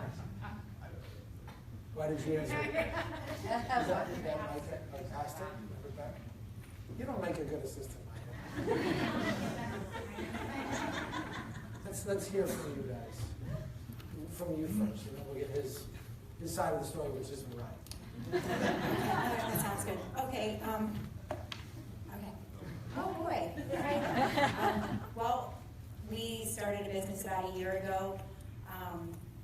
Didn't really mean for it to happen, but really felt like we were just being led in that direction. And it's been super scary for both of us because we were both bringing profit into the house, and he's had to remain that main income, the stability in the relationship as far as the work goes. But it's been super scary, and we were just having the exact conversation about him coming on board to take over some of the parts, because I'm super creative and outgoing and loved the people. I love the people. It's my favorite part. By the way, just so you know, anytime people say the things that she just said, there's the second half to it, which is I'm extremely disorganized, I'm not really good at accounting, I don't know my numbers. I do know my numbers because I have a coach, and I do work with a coach monthly. What type of business do you have? A salon. How many chairs? We have 8 chairs. We have 14 stylists. And how much revenue does that each chair generate? How much revenue does each chair generate? It fluctuates a little bit because I have some. What's the average? The average is, well, there's 2 main earners that What's are the about average? $2,000. The average would be about $1,000 a week. $4,000 a month? Yeah. Okay, and so how many stylists in total? We have 8 stylists. So that's $32,000? Yeah, we're about 38 to 42 is what we have been fluctuating monthly. Okay, and then what's your rent factor? 3,100. 3,100. Do you make money today? Yeah. Last month I think it was 5.9% profit, but 5.9% income to sales. Yes. Don't say yes. Don't follow my head. 5. You throw 5.9 out. What does that mean? That was the gross. That was the profit after everything was paid. Okay, so if sales were $35,000, profit was 5.9% of that. Correct. Good, okay. Yes. Yeah. Yeah. 5.9%. And do you pay your salon technicians in cash? No. Okay, do you say it like no? Like, I couldn't do that. That would drive me crazy because I like to be organized. It's just very, very difficult. The financial part of it for me gives me great anxiety. Who does your books? I do right now, and sit with the coach once a month doing it. But it's incredibly difficult where numbers come very easy to him. So that was the conversation that we were just having. Could you take that on for me so that I would have less anxiety? Do you want him to leave his job? Eventually, yeah, but probably not, because I mean, 5% of $38,000 is not enough for him to leave his job. 10%, 10%, 20% of $38,000 is not enough for him to leave his job. Right. One salon? Yeah, one salon. July will be our first full year in business. How many square feet? 1,400. Yeah. And why do you want him to come work with you? I just know that he's unsatisfied in the job that he's in right now. So he should come hang out with you? No,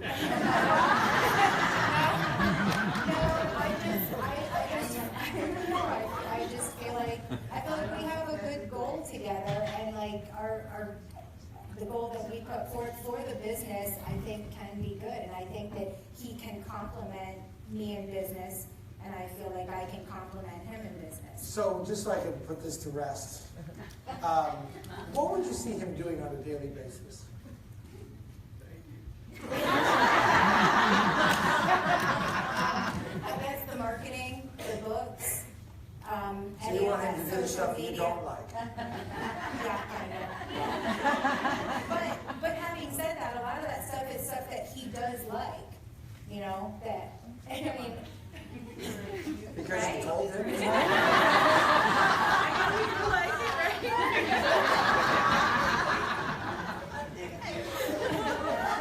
it just comes easier to him. I mean, here's what I would say to you. I know, and you can sit, in most cases, right, some small businesses have to start that way. But I don't know that I think that they will end that way. It would be a bad thing. There is some benefit to having some separation between the two of you. There is some benefit into really understanding that 5.9 may be a good job. It's not, but it's not. Yeah, it's no, not. it's not at all. No. I own 2 salons in Long Island, and it's a hard business. Yeah. Very, very hard business. And I think that there's a benefit to having some separation. If you want some advice from him, show him some things. If he's unsatisfied in his career, then that's something that he needs to find himself. Right? He may find a career that maybe it's 8.9%, you may have to leave your salon. I think having some separation is a good thing. Asking him for his opinion, sharing things with him, maybe you could spend an hour a week on something, but I don't think you want to suck him into that. I think it'd be bad for you guys, I really do. Business isn't big enough or profitable enough to take on both of you, and you're responsible. You have kids? Yeah, definitely. That's definitely a bad idea. You can give him a hug. But if you want him to come by on Saturdays and give you his opinion or something, that's fine, but bad idea. And that really is a good example of, it sounds like a good idea. And so Michael and Ramona you guys have been married how long again? 26. You married young. You're Ramona, right? Can you stand up and say hi to everybody? Hi. So Michael and Ramona worked together, and it was very interesting to go through the journey with them. They had their daughter Taylor in the business, who is not. Is she in the room? She is a handful. She's a handful. And now you've added another dynamic of having a family business. And what I saw happen in their business is truly remarkable in one sense and truly concerning in another. Concerning in the sense that their love is so strong between the two of them. But the business was really putting a lot of pressure on it. And I think Michael, who's one of the most creative people I've ever met, is a bit of a dreamer, which is code for, and sometimes his head is in the clouds. And every idea is not a good idea. You'll see that starting a television station in the middle of owning a hair care product business.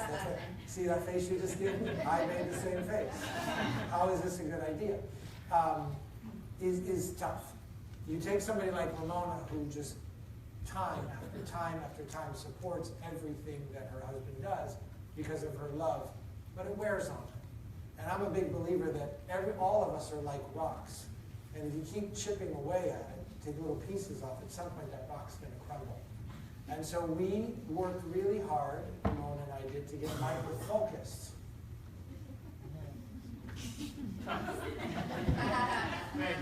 Tough. But they have an amazing business with amazing possibilities. And so when I told you I got involved in the hair care business, it's really because I believe that it is one of those professions that's really a pillar in the small business community. And there's different types. There's salon owners, and then there's technicians who rent chairs who have to also function like small businesses. Cash comes in, cash goes out, they have to pay rent. It's the same thing on a smaller scale. And so what we really want to work on in the next couple of years, and I'll be back here next year as well, we'll do the whole main stage, is to really help people understand how they can improve their business and not worry about everybody else's. Just worry about what happens inside of their own head. And so I think this industry's been here a long time, it's going to be here forever. I thought we could open it up for some questions. Any question, no questions, a bad question. Start with the shyest person in the room. Yes, sir. You can just holler. Good morning, Marcus. Good morning. The biggest pitfall in opening up a second location would be? Biggest pitfall in opening up a second location, because I had 4 and we shut 2 down, and I think we should still go to 1, is that this, like a restaurant, like an artist, being in the hair care business is a talent, it's a craft, it's a gift, it's an artistic expression. It's not something very easily scalable or teachable, in my opinion. And so when the salon owner wants to do 2, that means that they either split their body in half or they spend half their time at each, and things start to melt down a little bit. If there are more than just one person driving that business, it's possible. But I would rather, if I was going to open more salons, I would rather find talented people and back them in some sort of equity split, as opposed to saying I'm going to own all of them. So I'd rather say, okay, this young lady's great, she's got a small salon in town that's struggling, why don't we join forces? What I think the salon industry should be doing, unfortunately, is doing a little bit of consolidation.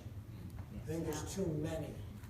The auto business went through it, the restaurant business has gone through it. I think there needs to be some consolidation.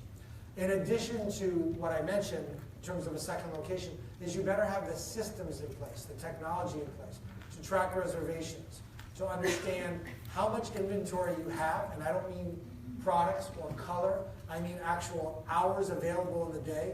Every chair represents to me dollars. Every hour multiplied by the number of chairs represents dollars. I think about it the same in the motel business. How much opportunity is there to generate revenue? What should each chair be generating, which is more than $4,000? How much should each chair be generating? And where's our efficiency? Where's our utilization? What are the tools in place to measure that over 1, now 2, now 3? I think if you don't have that technology, you get broken. It's a very hard business.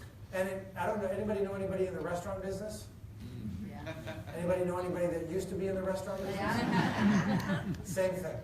So I worry about spreading yourself thin. And while I was giving you those answers, the 2 of you were looking at each other, shaking your head. Are you contemplating opening up a second? Actually, what you mentioned was our business plan has always been to, we are a commission-based salon, but we have said to our stylists, any of those of you who are interested in opening up your own business, I am totally 100% behind you. Let us partner up together. We already have the systems and the brand name in place, so we can open up a second. How many salons do you have? We currently only have one here, the one in Orlando.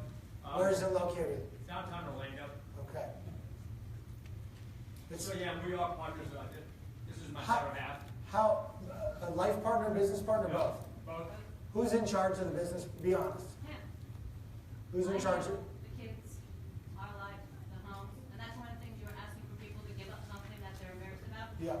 If he were to die, I honestly don't know all the passwords to get into Okay, can you stand up and say that again? Stand up and say that. If he were to die, I would not know how to get into all of our different bank accounts. Personal, yes, but business, no. I would not, because we change them every 3 to 4 months, right? You have to, for security purposes. I don't know them. I don't know the money. And trying to ask him, he's intense.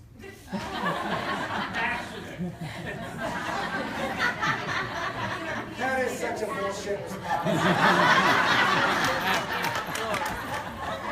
But who controls the money? I do the finance. Why?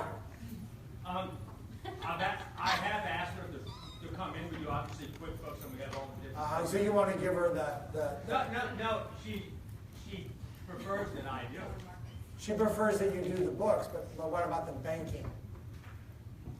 And you're talking like daily deposits and whatnot? I'm talking about where all the cash is. Yeah, The one that's, I mean, she just told you that she's scared if something happens to you, how's she gonna? Simply because she doesn't follow the systems that I have in place.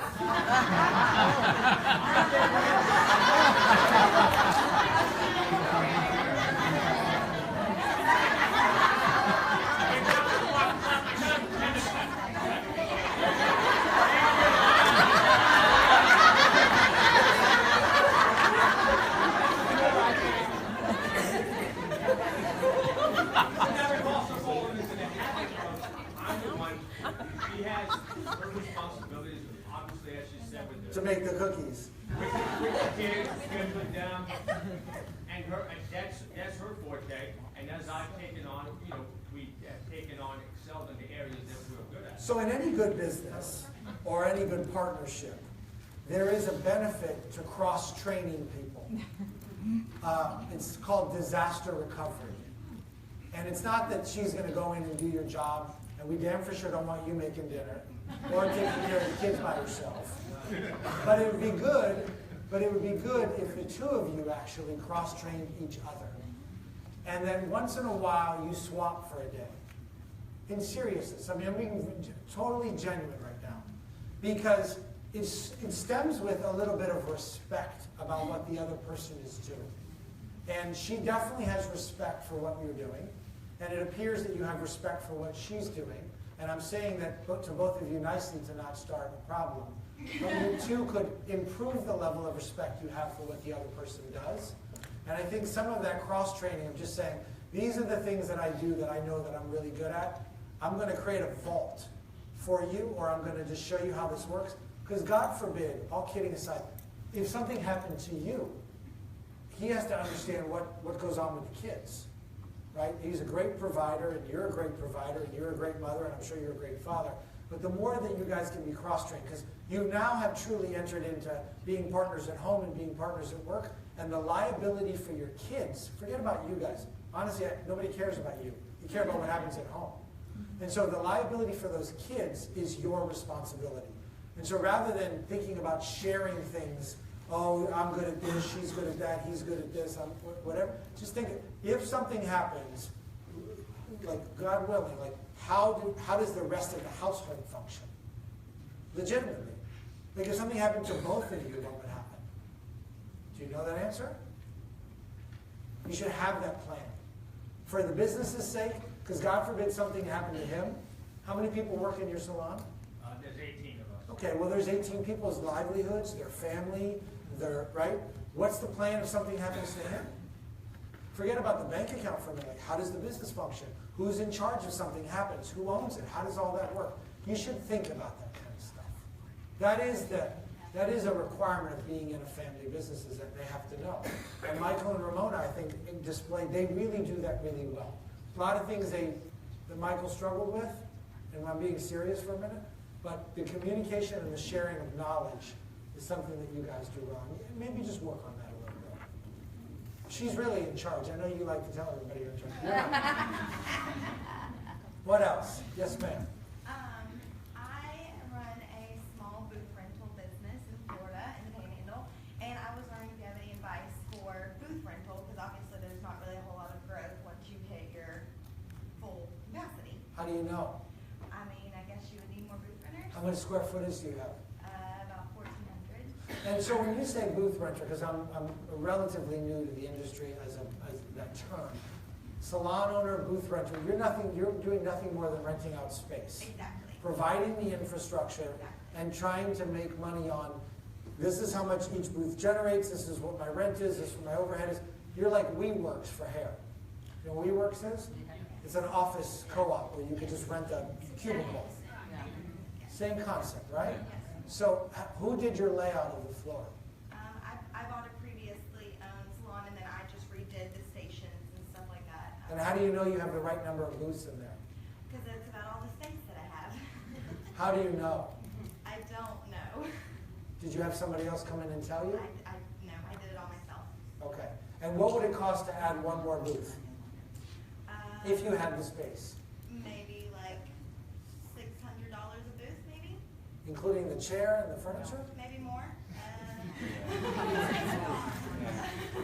Maybe $1,000. I don't know. Let's say $5,000 for this discussion, because you may have to pull electrical, there may be some things that you have to do. You're buy a chair or a mat and all those things, right? So let's say $5,000. What do you charge per month? I charge $600 a month per booth rent. $600. Wow. Is that a lot? Very small. Small town. Where are you again? I'm in Pace, but it's a suburb of Pensacola. Like near Gulf Breeze? Very close, yes. Okay. Very close. There is a salon every quarter of a mile in our area. Every quarter of a mile. So I don't even have all my booth rents full.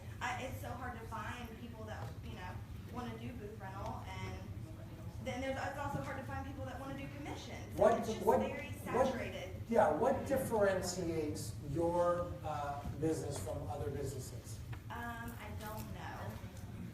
That is what you have to find out.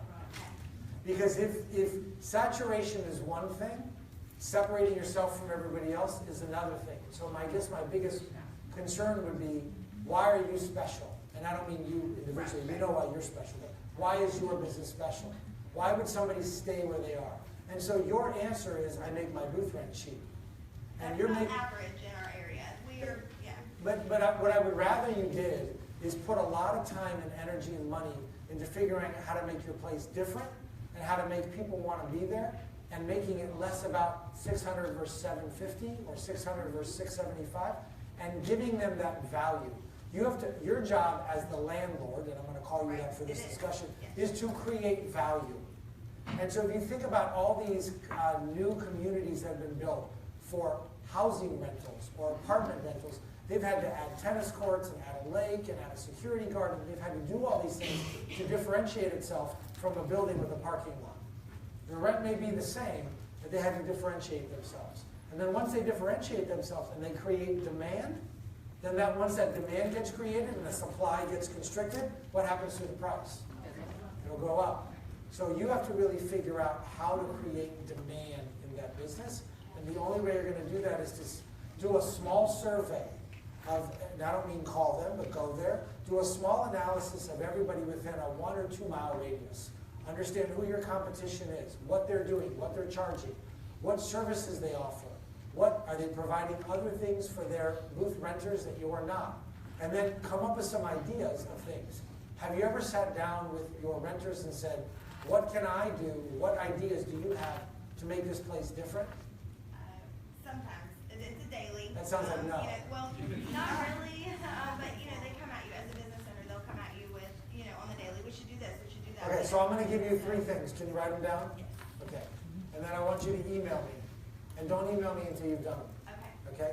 So number 1 is I want you to have a get-together once a week. Okay. 5 minutes. Ask everybody for one idea that would make the place different or better. Do you have money to invest in the location? Just what I make behind the chair, the salon doesn't make money. I make like maybe $200 or $300 a month after everything is paid.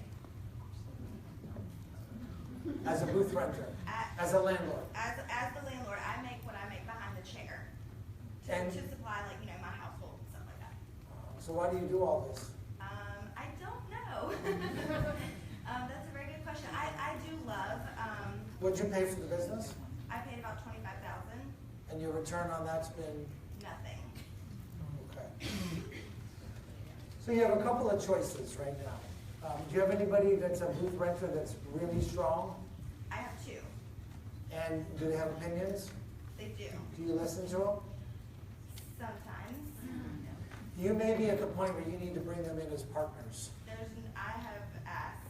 There's nobody that wants to be, because it's so saturated and. There's nobody that, I'm not asking you to get money from them. Right. But it may be the point in time where you have to take, you own 100% of the business, you put $25,000 in, you're getting no return. 0. So you have 2 choices, throw it in the trash or try to make something of the $25,000. Right.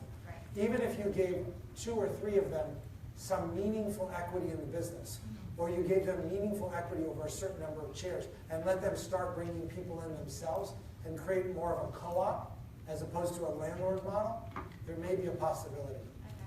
But it sounds like you're not listening to them, you're not asking their opinion. When they give it to you, you're not always listening, and you're not making any money doing it. So what's the point? And I'm sorry I'm being so hard on you. No, it's true. That's why I asked. Yeah, I think it's time to really think totally different. So number 1, get together with them. Ask them what one thing they would change about the place. And try to at least land on 1 or 2 things that you would actually change. Number 2, take your strongest ones and see if you just gave them equity. Don't charge them for it. They became 50-50. 3 other people became 50-50 partners with you. You have 50% of something, 100% of something that's making nothing, or 50% of something that has a chance.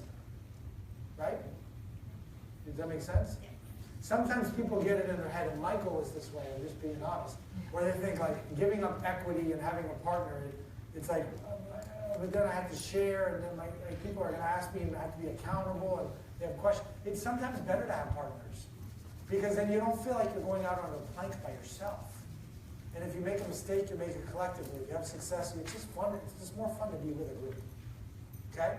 So that was number 2. Number 3, I think you really need to decide if this is the right thing for you in terms of being a landlord. Right.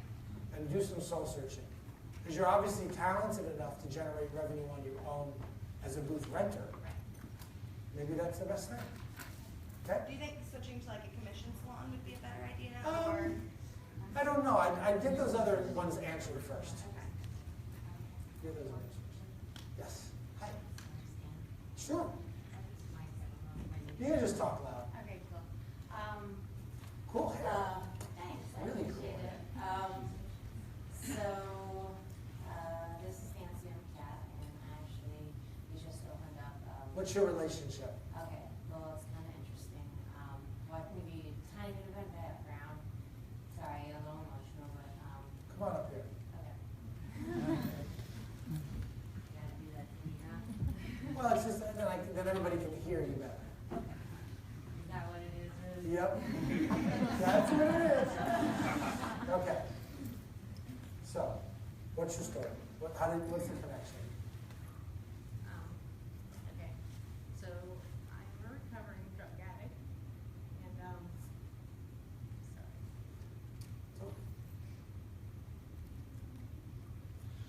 I just passed 3 years clean.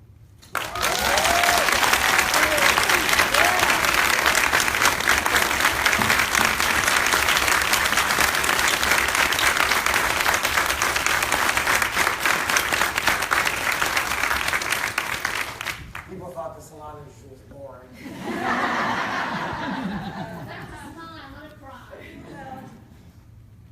You're about to hear about crack. So, right before I decided to go and get help,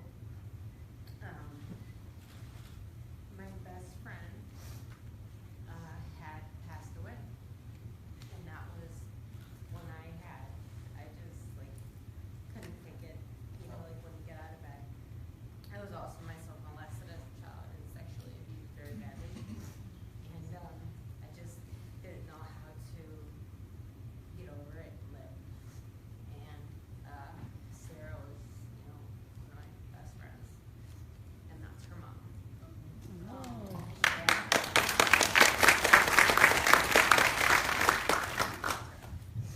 So anyway, I always did Sarah's hair, and she said, come to Kat. And I don't, it's just, excuse me for saying this, but for me, I don't push anything on anyone, but for me it was a God thing.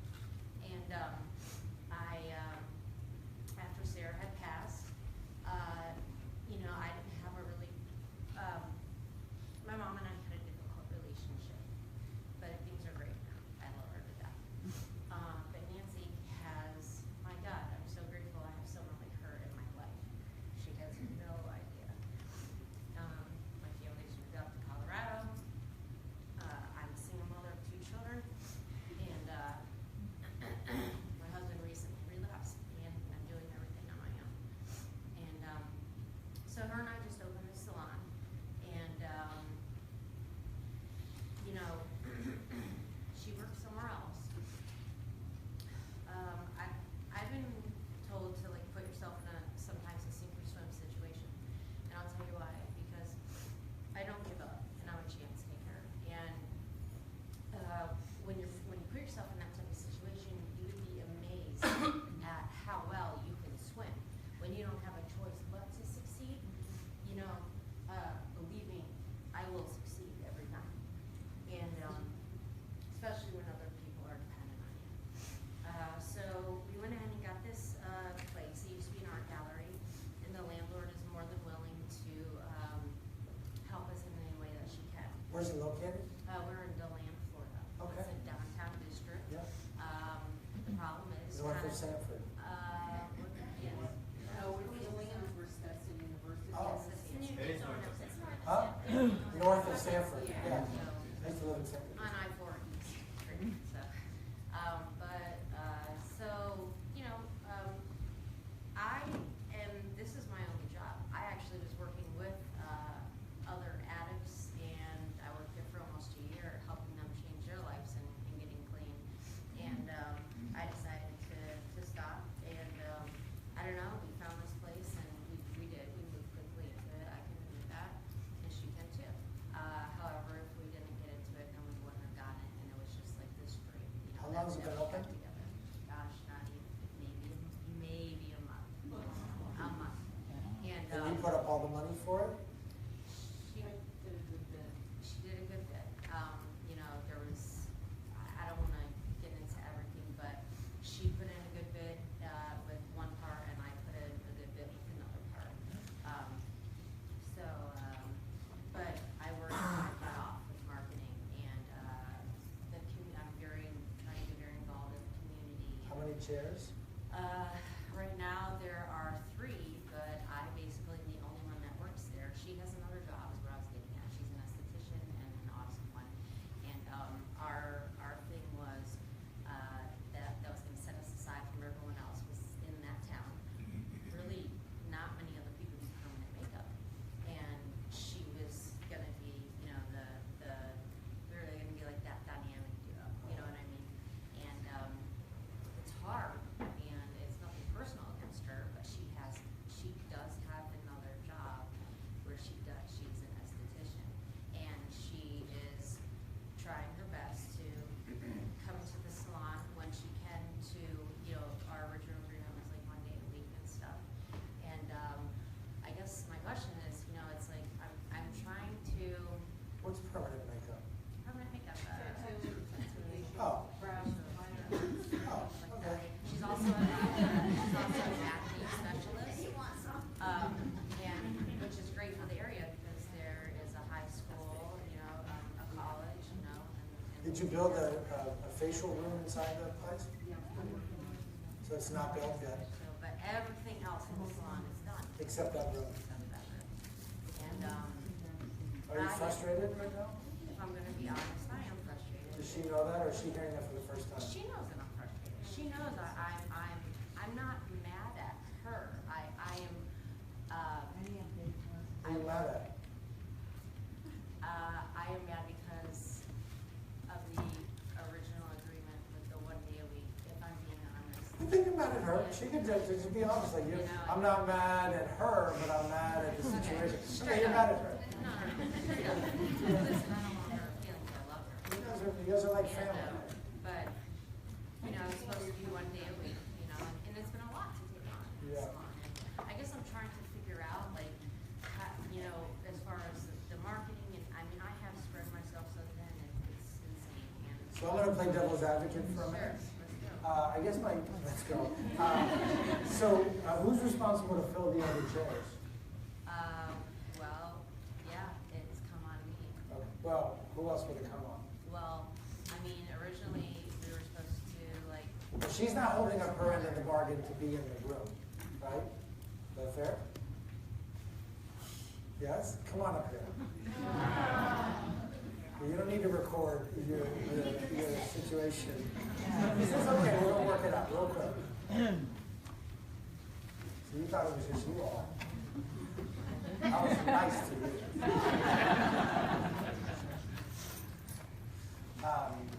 So your responsibility was to get the room open and to staff it. See, that's awesome. So you're family, Yeah, just like your daughter.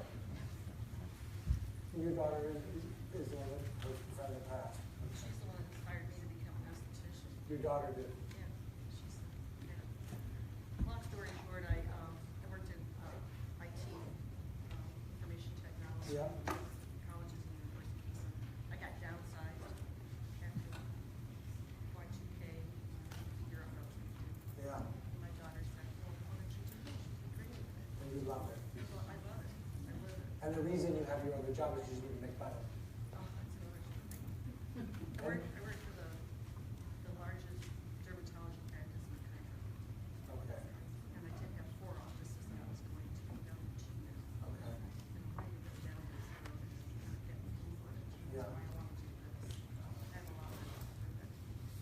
So what's keeping you from doing this?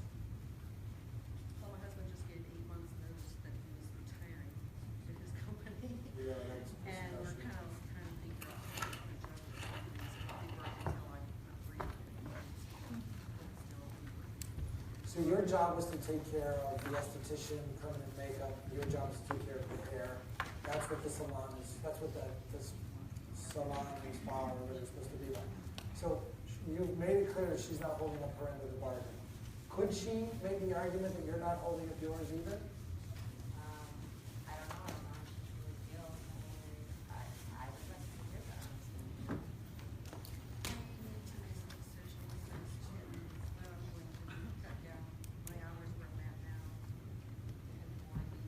I don't want to steal any of my clients. I can write a report right now and have one heck of a mailing list. But I think that I don't have to do that because I know they're going to find me. Yeah. They've been traveling to see me from the other office. Okay. So here's the reality. You have 3 chairs and 1 are filled with you. Nobody else is in there. So you need to get your shit together and finish those other chairs. And when you do that, you should be able to hold her accountable. And I think you guys, in order for this partnership to work, forget about the love and the relationship that you have. You each have to hold each other accountable. So when you're holding her accountable, you have to do the same. And at the end of the day, if she doesn't follow through, then you have to say to her, I don't think we should be partners anymore. Well, I will say that we have done the marketing and put the ads out. And then If there's all nobody this stuff marketing is to do what? Get staff? Or get customers? Yeah, to get people to, the customers are flowing in. We're not having an issue with that at all. I'm very busy. But to get people in the chairs, it's like, To get people, other technicians? Yeah. What, and are you making Because it? there's a salon, just like that woman said. I mean, the area is flooded, you know. I tried to make it a little bit of a different experience because it was, like I said, my idea was her, nobody really does, What makes the place different? the permanent makeup and So everything. that's the issue. And it used to be, in our. So you're the hook. You're really the hook that the place needs. Yeah, so what do you need to do to make this move? What do you need to know?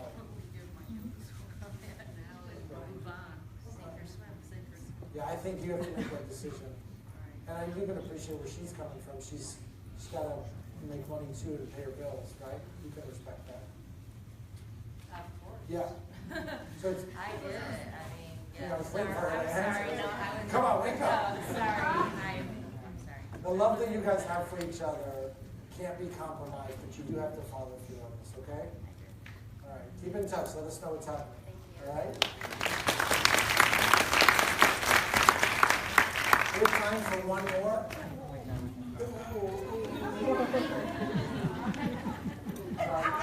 Michael, you pick. We'll do 2. We'll do 2. We'll do 2. We'll do 2. We'll do 2. We'll do 3. I want your show. Religious show. They're the reason. I'm the reason they're here. Okay. How are you? Yeah, thank you. Brain written. Yeah, so, gosh, everything everybody just touched on was a little bit everything that our industry is struggling with. And so my thing is, I have a salon that is, I have 11 independent contractors, and I'm looking to put a barber spa, like right around the corner from the Magnolia Real, Waco, Texas, Joanna Gaines, HGTV, a barber spa. And so I'm wanting to leave my current situation to go over there. With that being said, I just got through with Michael and Ramona's boot camp, which phenomenal. I am the Michael, and my husband is Ramona. And we are a solid team, and I would love for you to. I don't know that I would call myself a Michael just yet. I know that. Focus. Ramona's like, focus. So I'm very proud to be part of what they're all about and with where they're going with sharing knowledge. But, for me personally, is this barber spa is something that I have always wanted to do. I've been a barber for 32 years. This will be my 5th business. My husband doesn't want the independent contractor Your husband salon here? away. No, he could not make it, but we did go together to the boot camp. And he's very much involved and wants to be involved financially. What is a barber? Do you just work on men? Yes, I have the ability to do straight razor shaves. Oh, really? That cosmetology. Like Sweeney Todd type of thing. Yes, yes, yes. So anyways, the beard grooming thing is something I'm very, very passionate about.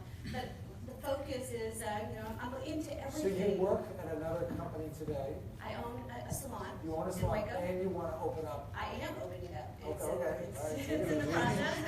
And Second one, or you're going to close down the salon? I'd like to sell the other salon, but it's profitable.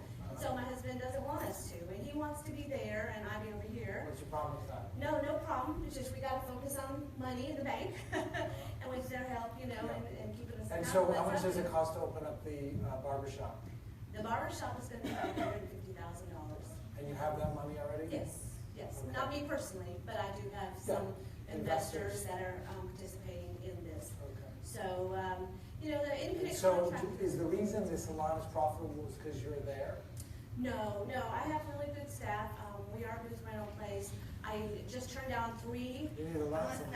Yeah, she's taking. Yeah, I just turned down 3 stylists, and I just turned my office into another station because I found another barber. And so we are. Why can't you do everything in one place? Because men don't want to go and get the ladies' setting where everybody's How big getting is these your place? chemicals. At 2,100 square feet. Is there anything next door?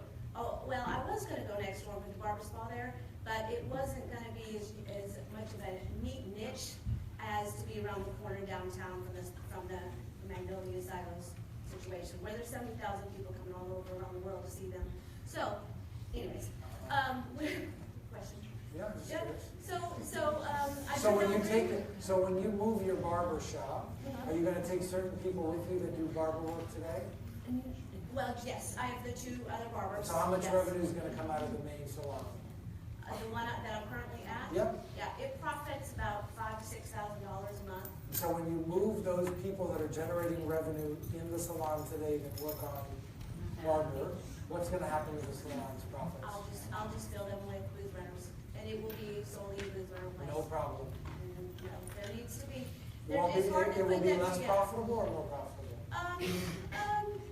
Probably a little bit less. How much less? Probably about 20% less. Did you do the math or did you make that up? No, I have an accountant that, on the utilization, I have those formulas from my guy. Okay, and then what are you expecting the other place to make? How many chairs are you gonna have? It's got 8 wet stations, a massage. Is it being built out right now? Yes. Oh, okay, so this train's gone. Oh, it's there, yeah. What's it gonna be called? The Man Cave Barber Spa. Downtown Waco, Texas. Yeah, and we'll have shuffleboard, foosball. We'll have a groomsmen day, pre-wedding day. I have to debate something with the room and with you, if you don't mind. Yes, ma'am. I don't really believe, maybe I'm a different kind of guy. Why did I have to go to a man cave to get a shave? Well, you don't. It's just, the smells from the beauty salon. Like, I will advertise that I have barber suites, but when the men come in and they see foils and perms and colors and women with these things in there, they don't feel like it's their own identity, their own setting, their own place. Can you show me hard data of men in a focus group or something that they actually said that? Do you have anything other than your opinion? No, I have no proof other than these gentlemen that are sitting in my chair. I'm not saying you're wrong. I'm not saying you're wrong. What I'm challenging is, could you have generated enough revenue to be profitable in that already existing fixed cost structure? Hold on. There's an already existing fixed cost structure. You don't have to do that much to be equally as profitable as you would around the corner after you take on rent and all those other things. Did anybody do that analysis? Not comparing the 2, no, because one is driving itself, and So I'd like to do the partnership with the 2 strong ladies that I have in my salon. I think that's a great idea once I leave. Okay. I think you just gave me some great advice. You got to check with your husband because he's staying back. He told me he's staying back. Well, yeah, I don't know. They know when it's time for Kevin to be part. I'm into a lot of things, and being part of what I they're didn't mean doing you're is. into a lot of things. I love sharing the art of barbering, and I do hair shows, and I go into beauty colleges to teach them that some of the barbering. Who's going to run the barbershop? Myself. What about when you're doing all these other things? I have an assistant that's my right-hand girl, and so she She's does the some manager. traveling with me, yes, And so We have to go see this place. Yes. Okay. So, but thank you, thanks for the ideas, and I can tell you that for any of you guys who know Ramona and Michael, the boot camp is phenomenal, and when you're going to be done the 24th, game on. 24th to 26th. I don't know what my date is yet. Okay. But I'm going to be there. Thank you very much. Yes, thank you. Thank you. Go to a I'm going to go. Don't worry. Don't get out. I know some people have to go. I have a loud mouth. I can probably not eat that. Okay. I Sure. can hear my voice can't travel. I do have a good voice. My question in the industry is, I've been in business 22 years, and hiring 22 years ago is totally different than hiring today. Yes. So I have a great core, which I have 15 girls that have been with me for 15, not quite 20 years of them, but now it seems like the turnover, you can hire 10 and they only ever keep 1. And I don't think it has maybe anything to do with the structure, culture I've created. Why not? It's not your fault, it's their fault. I think it's poor parenting strategy. It's more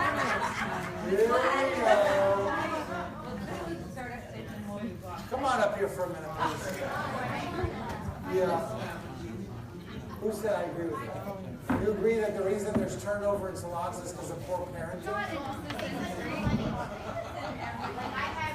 not gonna lie, I hired 3 girls, and they come in and they act like I owe them everything. Yeah. Like, but this is my layout, here's your book. Hey, we don't think it's only in this industry. No. I've talked to other business owners and everything else, and anything to do with restaurants, to fashion, anything. I think people are disconnected from reality. Well, there's definitely, here's what I'll tell you, there's definitely a trend moving where millennials want a different work environment than non-millennials. And that's a cultural thing, not a parenting thing. That's a sort of generational thing because of, I'm just being honest, I think it's a generation because I experience it. It's the bringing up that point. No, because that's like saying that everybody that's, what's the age group of millennials? 1984. Okay, what year is Taylor? How, 24. I'm not saying all of them. I'm not even saying all of them. No, but just hold on. There are lazy people and people who don't want to conform in every age group, in my opinion. In every age group. I'll agree with that. And there are hardworking people who will show up every day in every age group. However, just let me finish. The environment that you have for your business, this really applies to everybody. The environment that you have in your business does have to change from the way you ran it 10 years ago. And just like businesses have to change for consumers, they also have to change for employees. And I know it's difficult and frustrating to say, why should I change my business because of XYZ? And the reality of it is that if you want to have customers, you have to have people to service the customers. And if you want to have people to service the customers, nobody's saying that you have to let them come in at 11 and be on social media for 2 hours. But there is a definite shift in the atmosphere in the way businesses run. So I have businesses that have historically been staffed by people that are over 45 and 50. And as we get younger customers, because we made an effort to drive the customer age down, we had to drive the employee age down at the same time so that people didn't think they were coming in to do business with their grandfather. Yeah, I don't have a No, I'm not saying you do. What I'm telling you is that even internally, we had to change the way we thought about it. Okay, that's my question. How did you, where did you go with that? So younger people, right or wrong, are more purpose-driven people. And they can't make an impact in you. But in their mind, they can. And so in their mind, people of that generation want everything today, right now. And it's not their fault, in my opinion. In some cases, technology has given them this belief that things can happen with a push of a button. And by the way, in some things, it can. You can get a car in a second. You can get your groceries delivered in a second. Things can happen. And so what we have to do is we have to become more social media friendly, more technology friendly, more volunteer oriented. One of the things that I did a few years ago in my business is that I noticed that a lot of the people that were coming in to work, whether out of college or later, were saying, what's the purpose of the company? What's the mission? Does it make donations? Does it do volunteer work? They were asking a lot of those questions. Are we using safe things? Are we right, wrong, or different? That's how they were thinking. And so we ended up changing our whole philosophy about volunteering and doing everything to make it adapt to the environment. So just like you have to change for consumers, you have to change for employees. And what I would do, both of you, is find out what things are important to them. When you're interviewing somebody that you feel like is going to be that millennial problem, find out what are the things that are important to them. If you ask me, I'm not that far away. I was born in '73. I'm not that far away. It's like if somebody said to me, what's important? I say, okay, I want to know, like, what does the business do to give back? Big question? Don't you think people ask that question? So I would be prepared for those. If you know the questions that they're going to raise, be prepared to play offense. Here are the things that we do. We have these programs. You have to change the way you think. And tonally, and I'm not picking on you. I'm not that far off either, but But tonally, you're aggravated about it. not as it's aggravating that.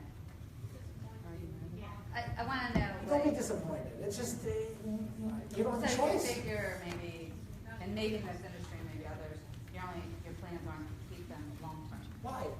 That's what I'm wondering. Why? Well, what's the career path? And what are you going to show them? Young people today and old people today, people want to know where they are and where they're going, as opposed to just coming for a job and showing up at a club. Yeah, it's not that. That's So, not culture. so maybe one of the things that you guys could do, or anybody who's struggling with this, get one of those younger people who is maybe a little more adaptable to your system, but not totally in your system, and have them help you come up with ideas on how to attract people.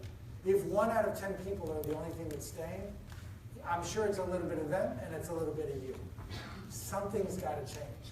You have a salon. Has it been renovated recently? Is there Wi-Fi? Are there breaks? Do you do volunteering? You do all those things. Okay. And do you do that? Is it clear in the interview process? I would almost want to send somebody in. Where are you based? Where? Pennsylvania. Where is that? State College, Middle Center. Yeah. I would almost, do you have a card? Can I have it? Can you grab it real quick? I almost want to send somebody in who's young as a secret shopper sort of interview process. No, I'm serious though. Oh, no, I know. Hey, I've done as many things as. But maybe I've taken. send somebody in to actually go in and interview as if they're going to work there that's in this age group and see what the experience is like. Okay. See what the questions are like. Do you go in with the right attitude? I'm not saying you don't. I know, but I'm not saying. Hey, I went to Grammy night and to take a girl to see Lady Gaga meet her. Like I went to them. Like. Well, maybe you don't need to be doing that. Maybe just Like, to make their birthday special, their 21st, because they want to celebrate the birthday all month. Yeah. Which I'm okay with, and I like enjoying that. But there has to be a part where work comes into play as well. It's not all fun that we offer. I'm Is very work fun? educated. Is it a fun place? Yeah, it is fun. Do people leave your place when they come? Do you have high turnover? No, From the newer people, as far as employees or customers. Employees. No, I don't. It's not that I have. It's what to try to find that person. Like I'm having a hard time finding out. 10 interviews to find one, maybe, and then not even know if I can. Well, this may be another issue, real quick. This may be another issue. There are certain industries that are struggling to grow new talent. Is this industry one of them? So that could be. Because I apprentice them. I don't even take them from the school. I take them in and Well, that's the smart way to do it. You're home growing. And they're in here. But to find that next, like I've already graduated. So now I'm on to the next two. I have your card. Let me think a little bit. Okay? And I'll leave it. One Last question. question. Okay, last question. Okay. Yes. Hi. How you doing? You put your coat on, you got all fancy. No, it's because of my love handles. I forgot my spanks. Is that your better half? That is my better half, yes. She loves your love handles, we love your love handles. I noticed you got rid of your age. I did years ago. I actually auctioned it. Oh, that's great. All right. Well, I used to be a salon owner for about 10 years. Very successful salon, 1,500 square feet, wow. 9 chairs. We used to generate about 1.1, 1.2 a year. I pretty much built all the staff. What happened to it? Myself. I was partners with my cousin. He wanted to move back to Canada. Something happened personally with me. I was married. My ex kind of went behind my back, did a lot of stuff, and I just needed to get out of the business. Okay. She left. I became a single parent overnight, and I had to take care of my kids. So I'm like, okay, I don't need this stress. And so I'm a successful hairdresser. You know, also worked, you know, for I was a guest artist, traveled as well. Where are you based? I'm based in Tampa Bay, originally from Toronto, Canada. Okay. So I can build a very solid salon, okay? And actually I have my own Marcus Lemonis right here. Better looking. And we always argue, you know, he's like, let me see the numbers. But anyways. Why are you arguing with him? Huh? Yeah. Why are you arguing? No, I'm not arguing. I got the numbers right. I don't know, he always finds some sort of mistake with them. But anyways, that's not the challenge we're having. The challenge, it's not necessarily a challenge. We just signed our lease actually this week. Opening a new salon. Opening a new salon. Where? Just down the street. Well, where? In Clearwater, downtown Clearwater. Okay. The person that bought the salon from me, she's pretty much running it down to the ground. So the employees, you know, want to come with me. How much is it costing you to buy it or open it? It's going to be new. It's going to be about 180, close to $200,000. It's going to be about almost 2,600 square feet, 15 color Brand new stations. shop. Brand new shop. And my challenge is not necessarily just building the salon. The game has changed, or what I noticed within the beauty industry. What worked 10 years ago, I see things are not working the same right now. But what I'm seeing is big corporations actually coming in, okay, and creating almost like this monopoly happening around us, where they're opening up, you know, the Altas down the street and everything. And, you know, we deal with big manufacturers as well, but these manufacturers are selling to them. We're competing against them. What is the competition that how do you compete with a bigger company, working with the smaller companies? And also, I have a second part of the question because I watched your episode, the salons that you bought in Jersey. Long Island. In Long Island. And you guys also had your own product line, and you were trying to bring that out. How did that work for you as well? So 2 things. It's good to ask me certain questions, but I would also talk to salon stylists and technicians that work for those big companies and ask them what they like or don't like about it. You're probably going to get better data from them than you will from me in terms of what is good and bad. Because in order for you to compete in my mind, you have to understand what you're competing against. It's not so much on the employees. It's not so much on the employees. I understand why they're going there. They're going there for the stability. They're going for their 401k. But you're asking me about the customers, right? But I'm asking, how do I compete on the retail side of things when it comes to when I'm selling that shampoo? So, for instance, I have this. Okay, I'm selling this bottle for $15. Okay, yeah. all that decides I'm going to sell you 3 for $15, and this is what I'm competing.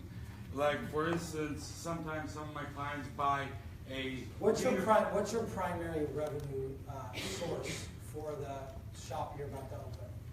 The primary, it's service. What's the primary? What's the best margin product that you sell there? Color. Okay, so let's start with color. Okay. What percentage of your revenue do you expect to be color? Well, the salon when I owned it, it was 80. What's it going to be in the new? I'm sure you did a model for the new one, right? It's going to be about 85%. Of the total revenue. Of the total revenue. Okay, yes. great. So that's established. Do you have your pricing right? Yes. You have your sourcing of vendors, right? Yes. Okay, great. What's the next thing? What's the next source of revenue? It's going to be cutting. So you'll build a pie chart or some graph that'll say, of 100% of revenue, this is where my revenue is going to come from, and these are the margins associated with it. So we know that color has killer margins, right? Yes. Okay, so 85. So what's the next? 85% of my $100, $85 is coming from color. Yes. What's the next bucket? It's cutting. And how much is that? Cutting? I shouldn't have said, hold on, 85%. You shouldn't have, that's right. No, That's hold not on. correct. 85% of the clients are actually getting colors, so. What I want you to understand, and I'm making a point here, Okay. is when you look at your $1 million of revenue that you want to do, I want you to understand the sources of that and the margin associated with that. Because you're focusing on the product side, and I'm going to tell you why I'm getting to this point. If you understand that you're competing in all these revenue categories, you're competing with color against two. Other salons? Yes. Okay. You're competing with cutting against two. Other salon. And then you're competing with products against two. The, So what I want you to do is understand what makes up that 100% of your revenue, understand who you're competing against, how you're going to be different, and then when you get down to the product, my guess is that it's not a big part of your revenue projection, right? yeah, but it's the most profit. No, it's not. The color is. Okay. At least in the salons I own, color is more margin than making 50 or 60 points on a bottle of shampoo, because we struggle to make that. If you private label it and you go out and you make your own, yes, you can make more. But what I learned in the process is while it's good to have a salon-owned brand, it is equally important, if not more important, to litter the space with other recognizable brands in addition to that. I made that mistake and I learned quickly. And so while we carried the brand name of the salon there, it's like saying we carry generic cereal or whatever else. And so if you're going to get into that products business, you have to get into the business and you have to be competitive against everybody else. Because they can take a picture of it while they're standing in your salon with their Amazon app and they can buy it right there. So if you're going to get into that business, you have to accept the fact that it's a lower margin business. If you get into that business and you're lower margin and you're just moving product as an add-on to the revenue, you follow what I'm saying? As an add-on, you'll make money. This is the way I think about it. You come into the salon, you get color, cut, whatever else you're going to get. When they get to the register, it's no different than a restaurant. What do we do to get them to increase their ticket? You're essentially trying to increase the ticket, right? So what is, at the register, what's the last thing you can sell them? It's retail. Right. And any incremental margin that you make, no matter what it is still what? Incremental. Right? And so I would look at product and understand that in color, who are you competing against, how are you priced? In cut, how are you priced? In blow dry, how are you priced? In products, how are you priced? And you have to accept the fact that you're not going to make the kind of margins that you used to make because the world is a different place. And whether it's Ulta or Target or Amazon, there's a marketplace that's been established and the consumer knows that they have access to technology, and that's the way it is. The reason that I like the salon business is because you can't get your hair colored on Amazon. And you can't get your hair cut on Amazon. And so I like the auto repair business because you can't lose the same way. I decided to invest in the hair care business because I feel like if it's proprietary, you win. If it's a manual service that takes art, you win. If you're just going to get into the commodity game, you lose. Which is why Ulta started adding chairs all over the place. Yeah. It's not because they thought, they said, in this e-commerce world, how do we generate revenue with high margin? We have to start doing the same things as the salons. They have the reverse model. Retail store, small salon. We have big salon, small retail store. You're going to have to go to war on the price, or you will lose. And if you lose, here's the problem that happens. When a customer buys a product in any retail store that is not price competitive, it plants a seed of doubt that they're not getting a good deal everywhere else. It's bizarre. It can be one thing And women who shop, they find one thing that they sell. I saw that for 50% less. Maybe everything here is overpriced. I would use products and the product department as a way to deploy a little bit of capital, make a little bit of last dollar margin, but confirm to the consumer that the place is a hell of a deal. That's how I use the products. So I stock Oribe and all these other products, whatever, I don't know all the names. We stock, I put like $50,000 in riches, and we just turn it. I think we make like, I'm embarrassed to say, I think we make like 14 points on it. It's terrible. But everybody comes there and they buy it now. And now they think the place is great. So if you get into that products business in your salon as a pure revenue generator, I think you lose. That's my opinion. I think you lose. And the smaller your town, the less likely that there's an Ulta, and the more likely is that you can be that company. The bigger the town, the harder it is. That's why I asked where you were. If you're in Hyde Park, right, it's in Tampa, you know, people will pay a little bit more, but there's still value in it. Actually, I have a lot of clients that do come from Hyde Park. For those of you, how many people do shop on Amazon? How many people use the picture thing where you take a picture of it and it tells you? You use it? You know what I'm talking about? So I actually have done it everywhere I go. I do, right? You open up your app. You should try it on your own store, in your own place. You open up the app. It literally takes the image and it tells you all the places you can get it for less. It's scary. Yeah, but how do you advertise that? Put it on Amazon and be lower. Because if they check it, you have to win. Yeah, but the easier way to do it would be to match it, but I don't want to give them the idea to go onto Amazon because there are some people that don't go on. I'm not advocating that you tell them to do it. I'm advocating that you as the business owner do it, and you're prepared, and you know what it's going to be, and then you don't wait for somebody to raise the objection. I guess what I'm telling salon owners, and you guys may all exist, I don't think you can be competitive with products on name brands that are sold through big boxes. You will lose every day. If you want brand loyalty for your shop, you have to give people a value. And take that revenue source out of your mind and go try to find revenue sources in manual things that they can't shop. Like what you're supposed to be doing. Right? You can't shop it. No, you can't. I don't think. If I get my hair cut by the same person, I'm embarrassed to tell you, I pay a lot of money for my haircut. I should not. But I'm comfortable with it. But I'm comfortable with it. And if you told me you could go get the same thing for half, I would be like, well, what if it's not the same? But what if it's not? And if somebody's touching my face and you're an esthetician, and I get a good facial or whatever it is, and now you tell me you can save 30% with you, I'm like, have you ever done it before? Yes. I'm like, I don't want to save 30%. I don't want you to mess my face up. So you have to understand, nobody wants their color messed up, nobody wants their haircut wrong, but they do want to deal on tangible products. You will lose every day. Go fight with price. And just get volume. And make your customers stickier. One of the things that I like to do, and I do it in my other businesses, I have them join an email club. And if they join this email club or club, then they enjoy pricing that's even better than what they could find. Who cares if it's not a big part of your revenue model, right? Just turn it. Make a little bit of money. If you could put $50,000 in the bank and get 6% return on your money, would you do it? Yeah. You would? Well, you could put $50,000 in inventory and get a 6% return of margin 4 times, 5 times, 6 times a year. What's the difference? You'll lose. And so that would be my advice. And I would ask customers what they want to carry there. And maybe even help them get it. And make them sticky. You guys need to find ways to make your customers sticky. I have to go, yeah. Thank you very much, guys.